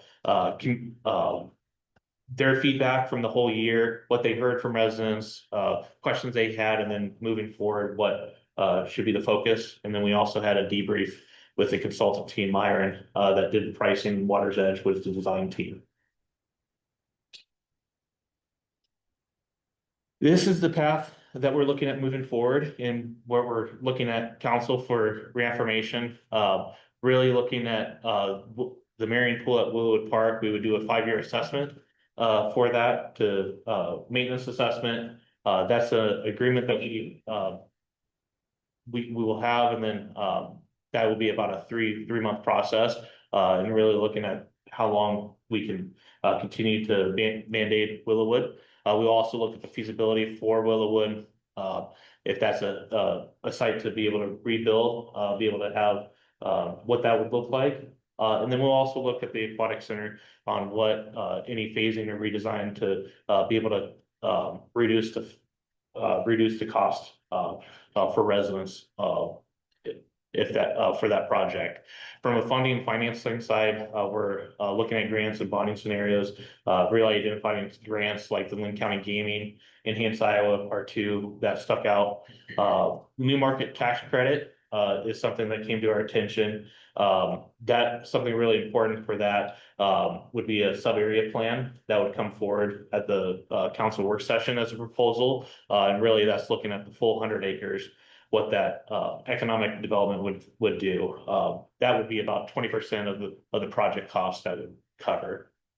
And then the private sector outreach, we are working with our partners at Medco. We have a meeting next week with them to really start those conversations for the private sector and looking at those potential opportunities. Just want to affirm this path moving forward with council. And then from a next step side of things, we'll be coming monthly to update council as we're moving forward, coming forward with updates from the funding, financing, and then also the private sector items all the way through April. We'll have that final report for the Willowwood assessment. Okay. That it? That is it. Go ahead. So Seth, and kind of in summary, the team is doing a complete refactoring of this project. Is that essentially it? We are gonna dot every I and cross every T, so yes. So and the thing I really felt good about is you were also thinking about that sub-area plan, other things that are adjacent potentially to the aquatic center. But the key thing that we absolutely have to keep advertising. You all are gonna do the work, the team is gonna do the work to present the plan as it will be redesigned. And it will be up to the community through a public referendum in order to either approve it to go forward or disapprove it because of whatever the elements are that are unsatisfying to the community. It will be a community decision. Yes. Okay. The community will have the ultimate decision for this project. We've got to make sure the community understands that it's up to them. Because then that will cause a higher degree of engagement, I think, to become aware of what the project scope ultimately might be. Yeah. Okay, Absolutely. Thank you. Ryan? Yep, sorry, just add some color to the sub-area plan and the importance of that. Since the council's determination back in September, as we've been doing the staff work, we have been talking to our partners at Medco. So there have been some preliminary outreach to the private sector about interest in possibly investing in this. Is that even an opportunity? And one of the things that we kept hearing from Medco is that the private sector, the feedback that they're getting is the private sector wants to see what that complete vision is for that site. To understand what is the growth opportunity around it, beyond just the aquatic center itself. So that has come as an important effort, as part of some of the research that we've been doing, since September. And the meeting that Seth mentioned, with Medco, that will include, somebody from the private sector to continue that dialogue. So that has been a big push on our end, to look at and see if there is a private sector interest and to try to help bring down that cost while we look at all these other things. Yeah, I think one of the things that jumped out at me when Amber was reviewing all of her citizen survey information is the support for additional levy or tax for the aquatic center was at 57%, only slightly better than the 54% we had from the summer survey. So I want to make sure what I'm hearing is, as we talk about assessing Willowwood, we're going to look at that from two standpoints. One is what is needed or what could be done to extend the life of it as it is. And then two, coming up with, I'm assuming, I don't want to put words in your mouth, but coming up with an estimated cost and or plan on what it would look like if a new pool was put on that existing site. You're exactly right. Okay, and I assume, again, the reason, the second one, I don't think should be, you're gonna need some architects rendering and stuff like that, but with the work that's been done on the aquatic center, since we have 60% costing done already, I assume we're at a pretty accurate number that we can get fairly quickly compared to what we had to invest before to come up with an estimated cost without investing a lot of additional engineering time. Yeah, no, I mean, really, what we'll do is we'll still have work with the design team as far as getting conceptuals, but since we have those costing estimates and we've had a lot of community feedback of what they're looking for, we'll be able to develop something pretty swiftly for that site. Okay, all right, thank you. No, I really appreciate all of these steps. Last year, we were Park Center subcommittee and or steering committee, sorry, and council meetings last year talking about this project. And I kept saying, oh, I wish we knew what that whole area would look like and how other private investment would complement this public project if possible. And so I really like seeing these steps come together because it's much homework as we can do before even investing with the community for such a big rural investment. And it's really essential. So to me, this isn't a normal ballot measure or bond. And I think for this council specifically, all 7 of us, I think, have to feel good about the project before we put it on the ballot. My question though, could you explain a little bit more about the new market tax credit? Like what specifically do, where does it come from? So a lot of it around the new market tax credit. There's certain site locations that qualify. The site that we are looking for the aquatic center isn't a qualifying site. But what really does well is creating new jobs. I believe food deserts will qualify. So it's really looking at low to moderate income areas and improving those areas. Is that a tax credit from the state then? Or is it federal? Yeah, it's a state program, and it also looks at medical, all of those things, all of those types of everyday uses. And how does that then, in perspective, focus on or add benefit to our low and moderate income level? Great, thank you. Yeah. Anything else? Anything else, Seth? I have nothing. Appreciate the update. Thank you. Okay, next item is our, discussion on the Indian Creek Master Plan. It's me again. This again is a follow-up from a CIP discussion that took place with council. Really followed up with the Indian Creek Master Plan. We had a site 7 into the CIP that was removed, and really coming back to council with a reprioritization in direction of a planned approach for that. Again, just an overview for the Indian Creek Master Plan adopted in 2022. This was a community-driven project. Creekside Pride was a group that helped push the master plan together. This was also a Match Next initiative. Within the plan, there are 9 sites that were identified as improvements along Indian Creek that provides creek access and additional recreation amenities. Site 1, you'll see just off of Wallace Road, actually just just a short jaunt from here. That is set for completion for an entry into the creek for September of 2026. And then it takes the sites all the way through Indian Creek, ending at Pepperwood, the Pepperwood neighborhood at Site 9. So for context, Site 7 was in the CIP for FY27 with a 1.45 million local match for that.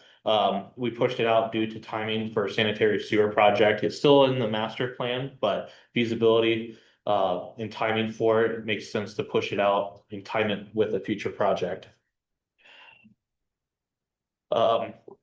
Candidate sites that we look for prioritization, and we did considerations for future projects, location and scope. Site 6 and Site 5 were those that came up top to it. They are both identified in the master plan. Site 6, I did want to point out for Creekside Pride and Park Board was the top priority for them.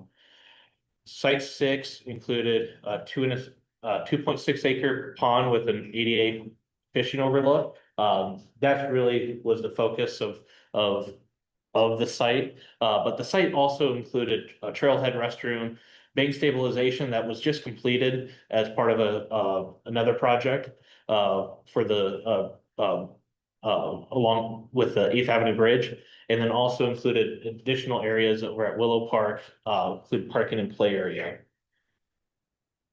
Site 5, the big focus is really the trailhead and creekside access. This provides an exit point from Site 1, just south of Site 1. But there's additional amenities too that was called out in the master plan, from additional trails and then art installations. This site is the most practical implementation standpoint from all the sites. So our proposed phasing that we would do, we're looking at adding 70,000 into FY28 to do planning for Site 5, Site 6. This is really to help refine the scope, cost, and the constructability for it, with the intention that we would put both projects in with the next 5 years, with the priority going to Site 6. The reason why we want to refine the scope is there's a lot of other things included in the master plan. We're really want to focus on a specific initiative within those sites. This would come back to budget work session, really for council's consideration to implement that 70,000 into the CIP. So that's when the decision would come forward. But for just understanding for Site 1, we will have construction on Site 1 this summer with completion in the fall. And then if approved, we would look at Site 5, Site 6 planning to start in July of 27. So you're looking for direction on including them? We're looking for direction from council for the prioritization of Site 5 and Site 6. These are both were approved by Park Board and by Creekside Pride. And so just if the council agrees with that. Concurrence with that prioritization? Yes. Okay. Anyone have any feelings on that, or any position articles that would be contrary to prioritizing that recommendation from 5 and 6? Well, you're the chair of the committee. What do you think? What do you think? The committee was favored, and with the site 6 being the priority over Yeah. site 5. Well, these are people who have spent a lot of time with this.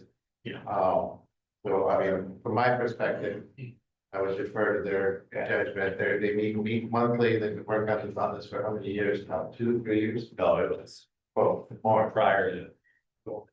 oh, that's right, 27. 27, sorry, yeah, so, you know, 8, 9 years. So. I'll just reiterate too, site 5. Site 6, sorry. But site 6 being the on, it's a good thing. Our committee believes there would be a huge draw, a fishing pond, so. I think recreated fish. Yeah. Okay, we know where Will stands, anybody else have a contrary view? We're okay with that? Okay? Yeah. Okay, you have your direction. Thank you. Next item, 2 items, Mike. Sidewalk and fill policy. Yes, Your Honor. Yep. So coming back, so if you recall, Rachel Murtaugh came and gave a presentation on prioritization of the sidewalk gaps that we have out there existing. And then we also talked about projects like the Tabby Park sidewalk and what are we gonna do with those properties to the north that are residential properties. So bringing this back, for council consideration on our proposal. So high level, we'll start with number 1. So if there was a previous deferral by city council, or they have an MOU, MOA, some kind of agreement, then we could either do a resolution of necessity by city council and push to have the sidewalk put in there, or we could do 100% assessment. And then if they did not have an agreement and it was a commercial or industrial property, we would recommend 50% assessment. And then if it was a residential property without an agreement, we would assess at 0%. And then I have some examples just to kind of help visualize that. So this is the gymnastics out at the industrial area. So this is an area that we did a council deferment. And so this is one where we could easily do the resolution of necessity or do an assessment.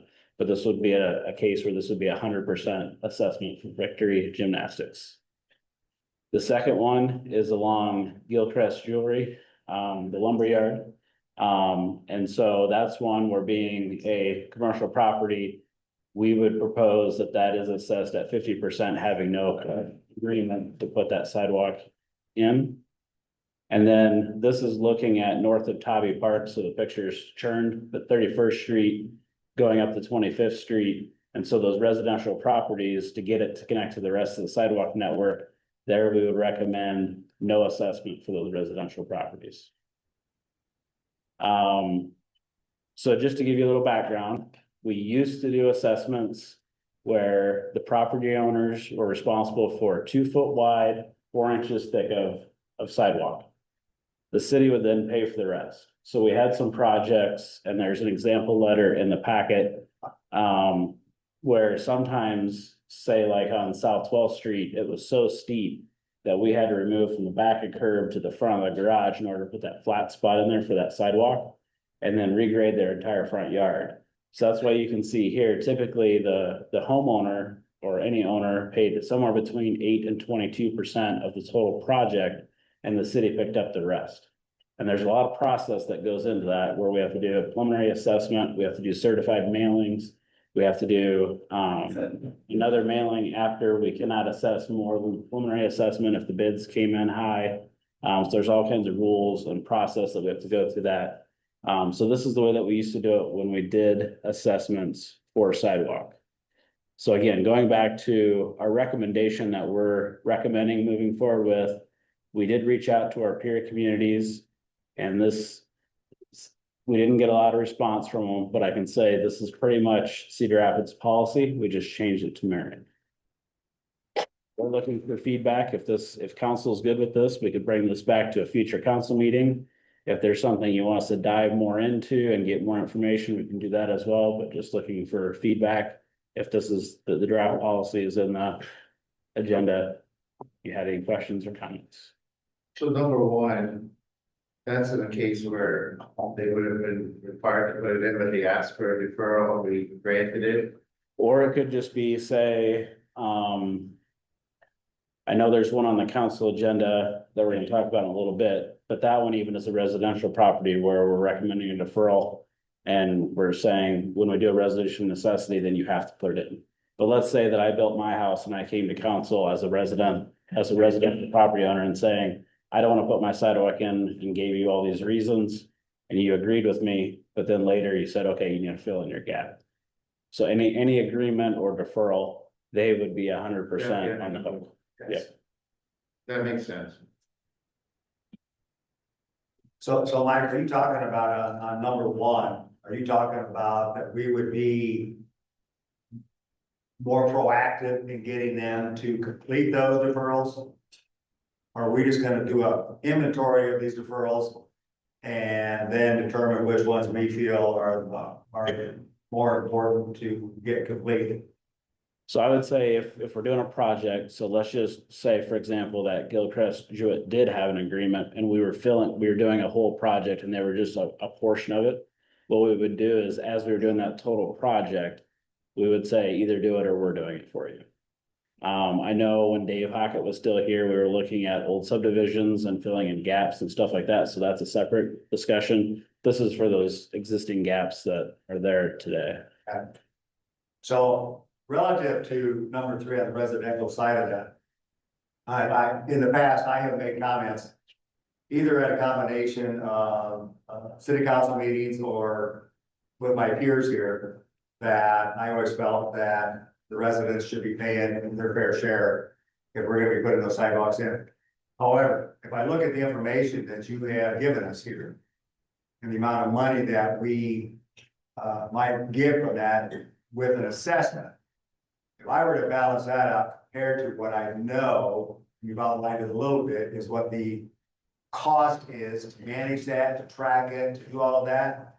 I go, we're in the hole probably, so. Work that goes into it. Yeah, so there's at least that much work, if not more probably, to manage that aspect of it. So I'm changing my mind, changing my opinion and saying that just to make it cleaner, better, more effective for our citizens, I would probably support the 0%. So I'm doing a 180 on that position. Well, Maybe, there we go. I've been in favor of doing this for many years, so definitely it's always thought the residential portion should be 0. anything else?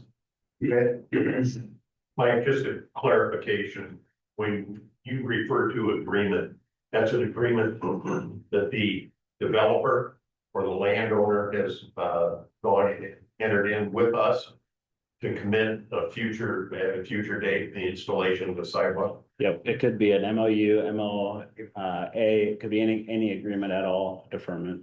Okay, all right.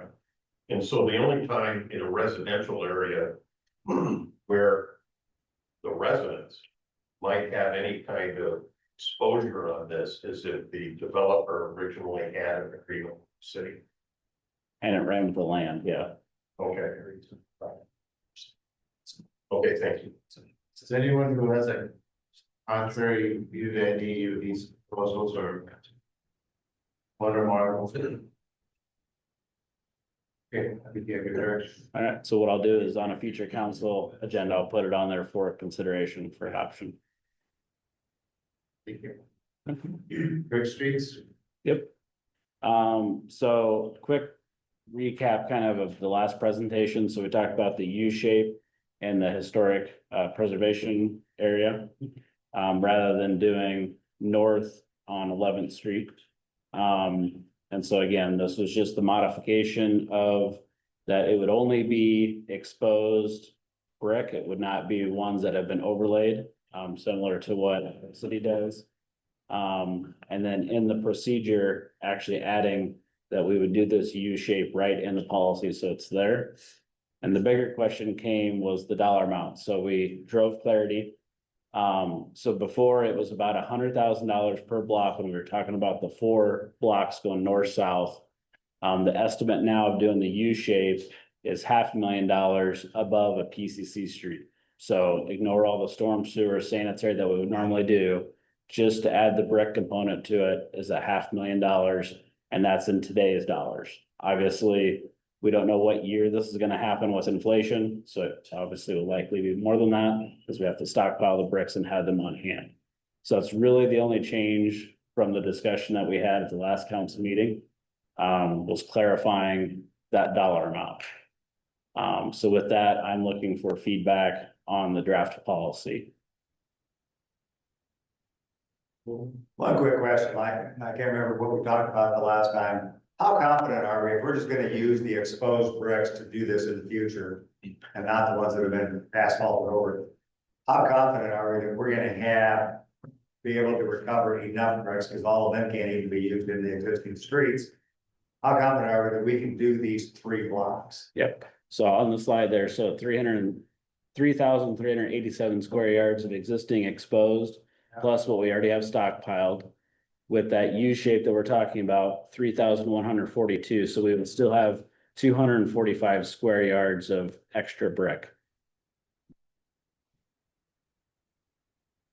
So we would still have some. But you're confident that we're gonna be able to do these 3 blocks and then have some left over for some accent bricks or other blocks? Okay, thank you.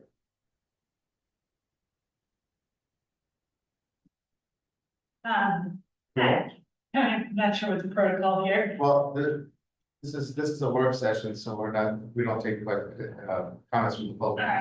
You're welcome to come on Thursday and present during the public comment section, and also we can speak right afterwards, after this meeting if you wanted to. Is that okay? Not sure how long I can stay. What's that? Oh, not sure how long I can stay, but yeah, I'm gonna stay. Well, okay, we can speak, because we should be finished fairly soon, and we can speak briefly after the meeting if you want, or we can open an appointment to talk. We can talk with staff, we can talk to any of the council members, and like I said, on Thursday, we meet again at 5:30. And there will be a public comment section at the end of that meeting, where you're welcome to address the council. That's the official meeting. This is sort of a work session just for the council and staff, so thanks for understanding. Okay. What Are we good with the policy? Any more information that you need from staff, or same thing with this one? If council is good with this, I can put this on for consideration at a future council meeting. Anybody have something contrary to that? Okay. Thank you. All right, this brings us to the agenda review. We have 3 items I believe that are marked. We'll start with those and then we'll come back to other 2 items. And then we'll come back to the other questions. So the first one is on page 4. Purchase contract to provide fire apparatus. Chief. Good evening, Mayor and Council. Bringing this to your attention this evening, Thursday, we do have a resolution for the purchase of a replacement fire truck. This is a CIP project that was adopted as a part of the FY26 through FY30 CIP. I want to recognize Deputy Chief of Operations, Ryan Steffen. He was going to be here to present this evening. Unfortunately, he's under the weather. So I'm happy to be here and fill in, but we've got a lot of exciting information to share as a part of this project. But really giving some background, this ties directly to the City of Marion strategic plan for a safe community, specifically to optimize fire, police, and emergency communication services for the safety of our residents and businesses. This also connects to the departmental community-driven strategic plan as well, in regards to scope and level of services that are provided by the fire department.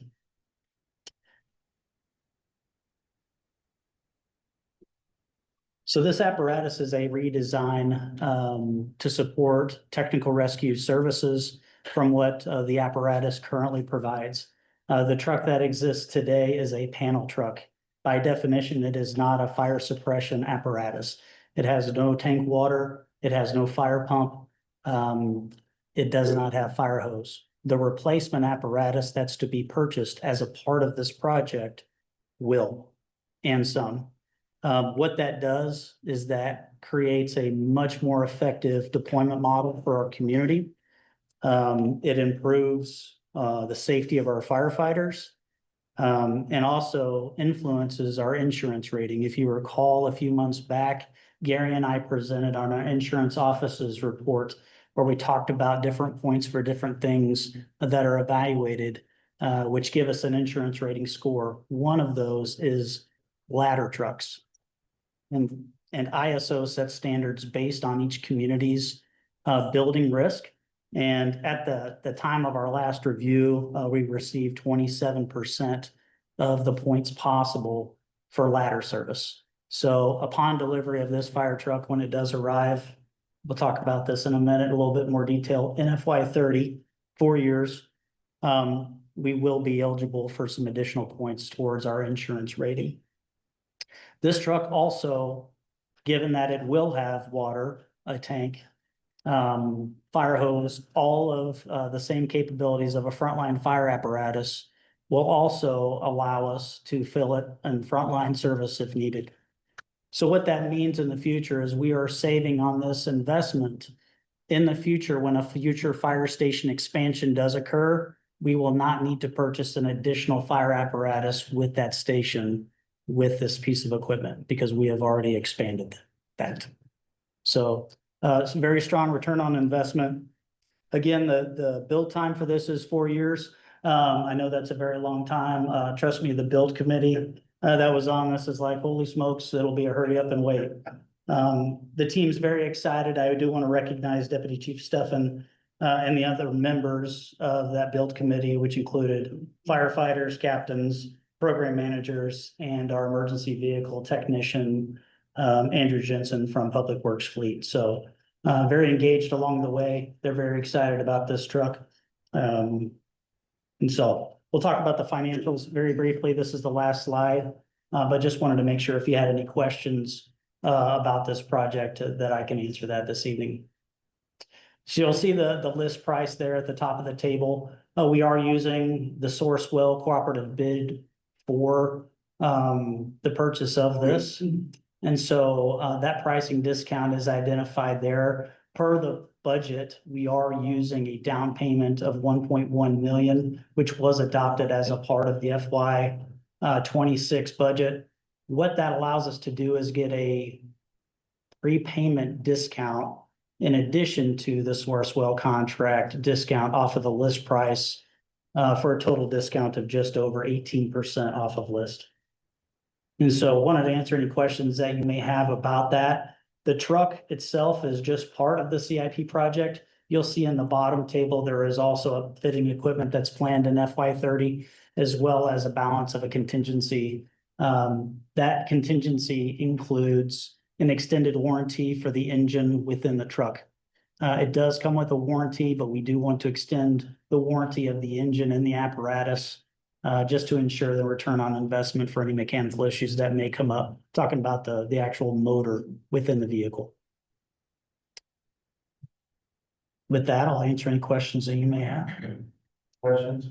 Yeah, Chief, I just looked at our approved CIP and I see that this is budgeted for expenditure FY26 and then again in FY28. So we're going to alter that spending cycle to defer what the last payment out until the targeted year received with the equipment. That's partially correct, yeah. So we are making the down payment of the 1.1 million. Sure. The balance would be paid of the truck purchase upon the acceptance of the delivery. So we will not pay the balance until the truck is delivered and we ensure that all components are as specified in the agreement. That is scheduled to occur in FY30. That's updated in the draft CIP that has been presented to council, I think twice by finance, by Brian. And as a part of that, we've also updated based on the cost of the upfitting equipment in there as well. So But the actual purchase price of the vehicle is approved within the existing CIP. Right, okay, so it's just a matter of delaying payment out. That's correct. Okay, The balance of the payment. Yeah. Yep. 4 years, wow. Well, Just for the record, can you explain why it's 4 years to get a fire truck real quick? Yes. So, during COVID, the Pierce manufacturing plant, and Pierce is the manufacturer, it's a subsidiary company of Oshkosh. Pierce Manufacturing, they closed their factory. So the assembly plant was shut down. There were, federal dollars that were distributed to communities, ARPA funds. Many communities used ARPA funds, and invested that into infrastructure such as emergency vehicles. And they were looking multiple years into the future, concerned about inflationary costs that actually panned out to be partially a wise investment, given that fire trucks in 1 year went up 20%. So the demand of the orders spiked across the country during COVID, while simultaneously the plant wasn't operating. So the plant opens back up, they've got a backlog of orders, and they are years behind schedule. Prior to COVID, it was not uncommon for an order to take about 18 months. An order like this would probably take about 2 years. In communication with Reliant, their times have actually started to come down. I think in the contract, it says actually 47.5 months would be the longest that it would take. We could get it within 42 months. But prior to this, we were hearing 4 years plus in some of these cases. So in a nutshell, that's the general reason why there's a delay in the construction of the manufacturing of fire apparatus. And there are only 3 primary corporations that construct them. Chief, so what is the life expectancy when this new unit arrives? What is the life expectancy?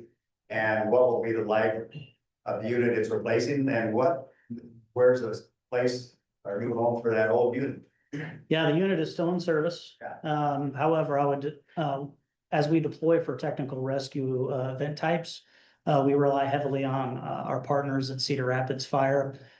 We do deploy the rescue truck, but we have additional equipment that's on trailers that are pulled by pickup trucks. And so we'll deploy a fire truck, a pickup truck with a trailer, and the rescue truck. So it's a very fragmented response, and we're splitting up our firefighters across multiple vehicles. And depending upon where the fire truck company is, they would have to respond back to the station and split up their crew. So it's a 2005 apparatus. And so upon delivery of this vehicle, it will be 25 years old. So the rescue will go out of service at that time. And so based on taking delivery in 2030, our asset replacement cycle right now for planned order is a 15-year life. And so, but based on the build time, it would be 15 years plus. So we would expect this apparatus to last between 2045 and 2050.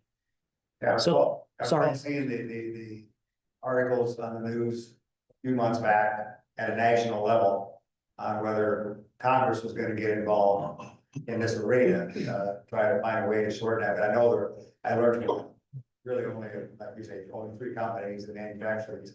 So is this the company that we bought our fire trucks in the past from? So we've got, well, any of them, I'm assuming. So we're gonna have consistency of build and parts and all that. That's correct. And the brand is Pierce. Pierce Manufacturing is the brand. They are constructed in Appleton, Wisconsin. We now will have standardization of all of our fire apparatus as Pierce. And the benefit to that is just precisely as you said. And that's one of the reasons that operationally we've really invested in. And we're very fortunate with Andrew Jensen at Public Works Fleet for his interest in pursuing continuous education surrounding fleet mechanics for emergency equipment. So he has been on site at Pierce to receive training, and he is very familiar with the inner workings mechanically that we would need internally for repairs and routine maintenance. Thank you. Chief, I have two questions for you. First question is, I see we have some discounts here. Did we look at, getting the discount if we paid in full? Because, from experience, that's something to deal. We have talked with finance in the past, in regards to the financial strategy. What was budgeted and what we communicated was, an initial down payment of 1.1, and so that's what was budgeted. We did not follow up to request additional dollars for the full payment. If that is something that, you would like me to get feedback from the dealer on, I know that would increase the prepayment discount. But that would influence the liquidity of what would have been approved in the budget. But the price would be fixed as what it is, but we did not ask for what the full discount would be if we did 100% payment upfront. In my experience, we haven't done that here. We have done that or I have done that in other communities, but that is an opportunity if that is something that council would like us to pursue with the vendor. We could reach out to them to see if there would be an additional discount. Okay. That's something that. I will can. Yeah, we have 2, 3, 4. Okay, so we have a majority. Okay. That's census, I guess.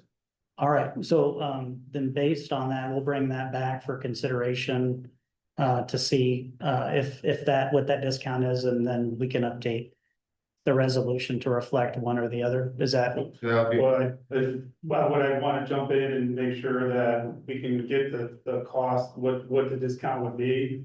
But then also, what impact does that have on the CIP?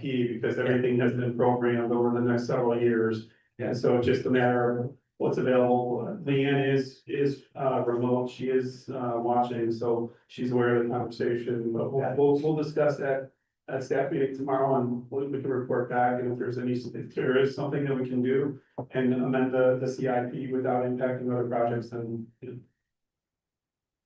Okay. Okay, any other questions for Chief? Yes. My second question is, I see, it says customized. What's the difference between, today's model and this customization and pricing? Yes, so if you're looking with a Sourcewell breakdown, you'll see there's a spreadsheet in there of standard options that are removed and then added. So the base spec comes with general items and different fixtures and different things. So for example, the pack car motor, for example, we use a Cummins diesel motor working with Andrew Jensen. So you'll see that there are options removed and then there are options that are added.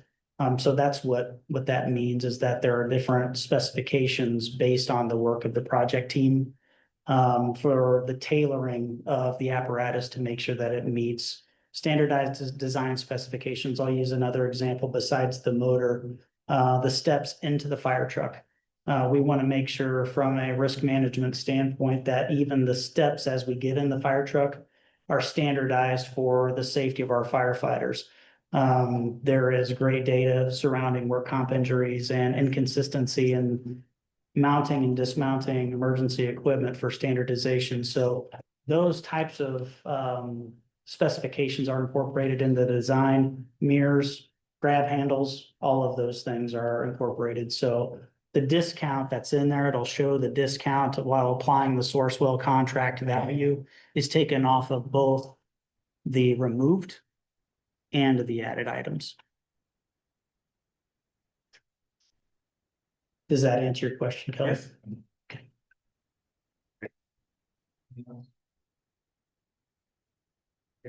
Thank you.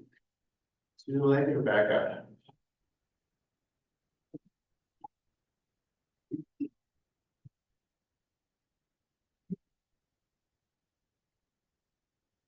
Again, this is, oops.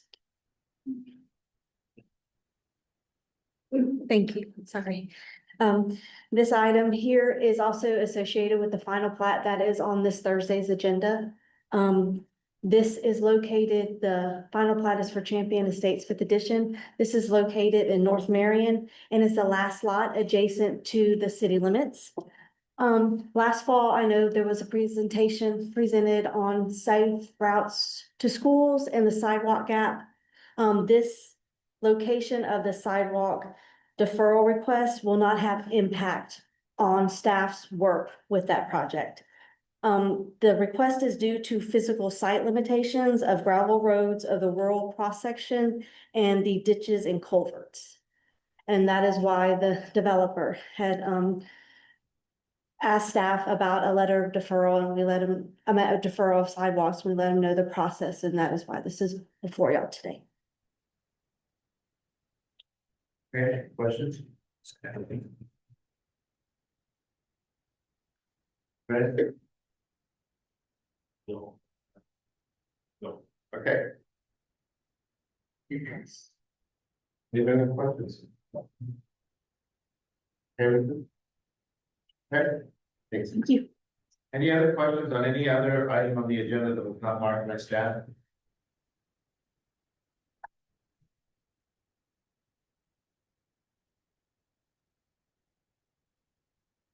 Okay, then we'll take the motion for the closed session. Mayor, I move to, Mayor, I move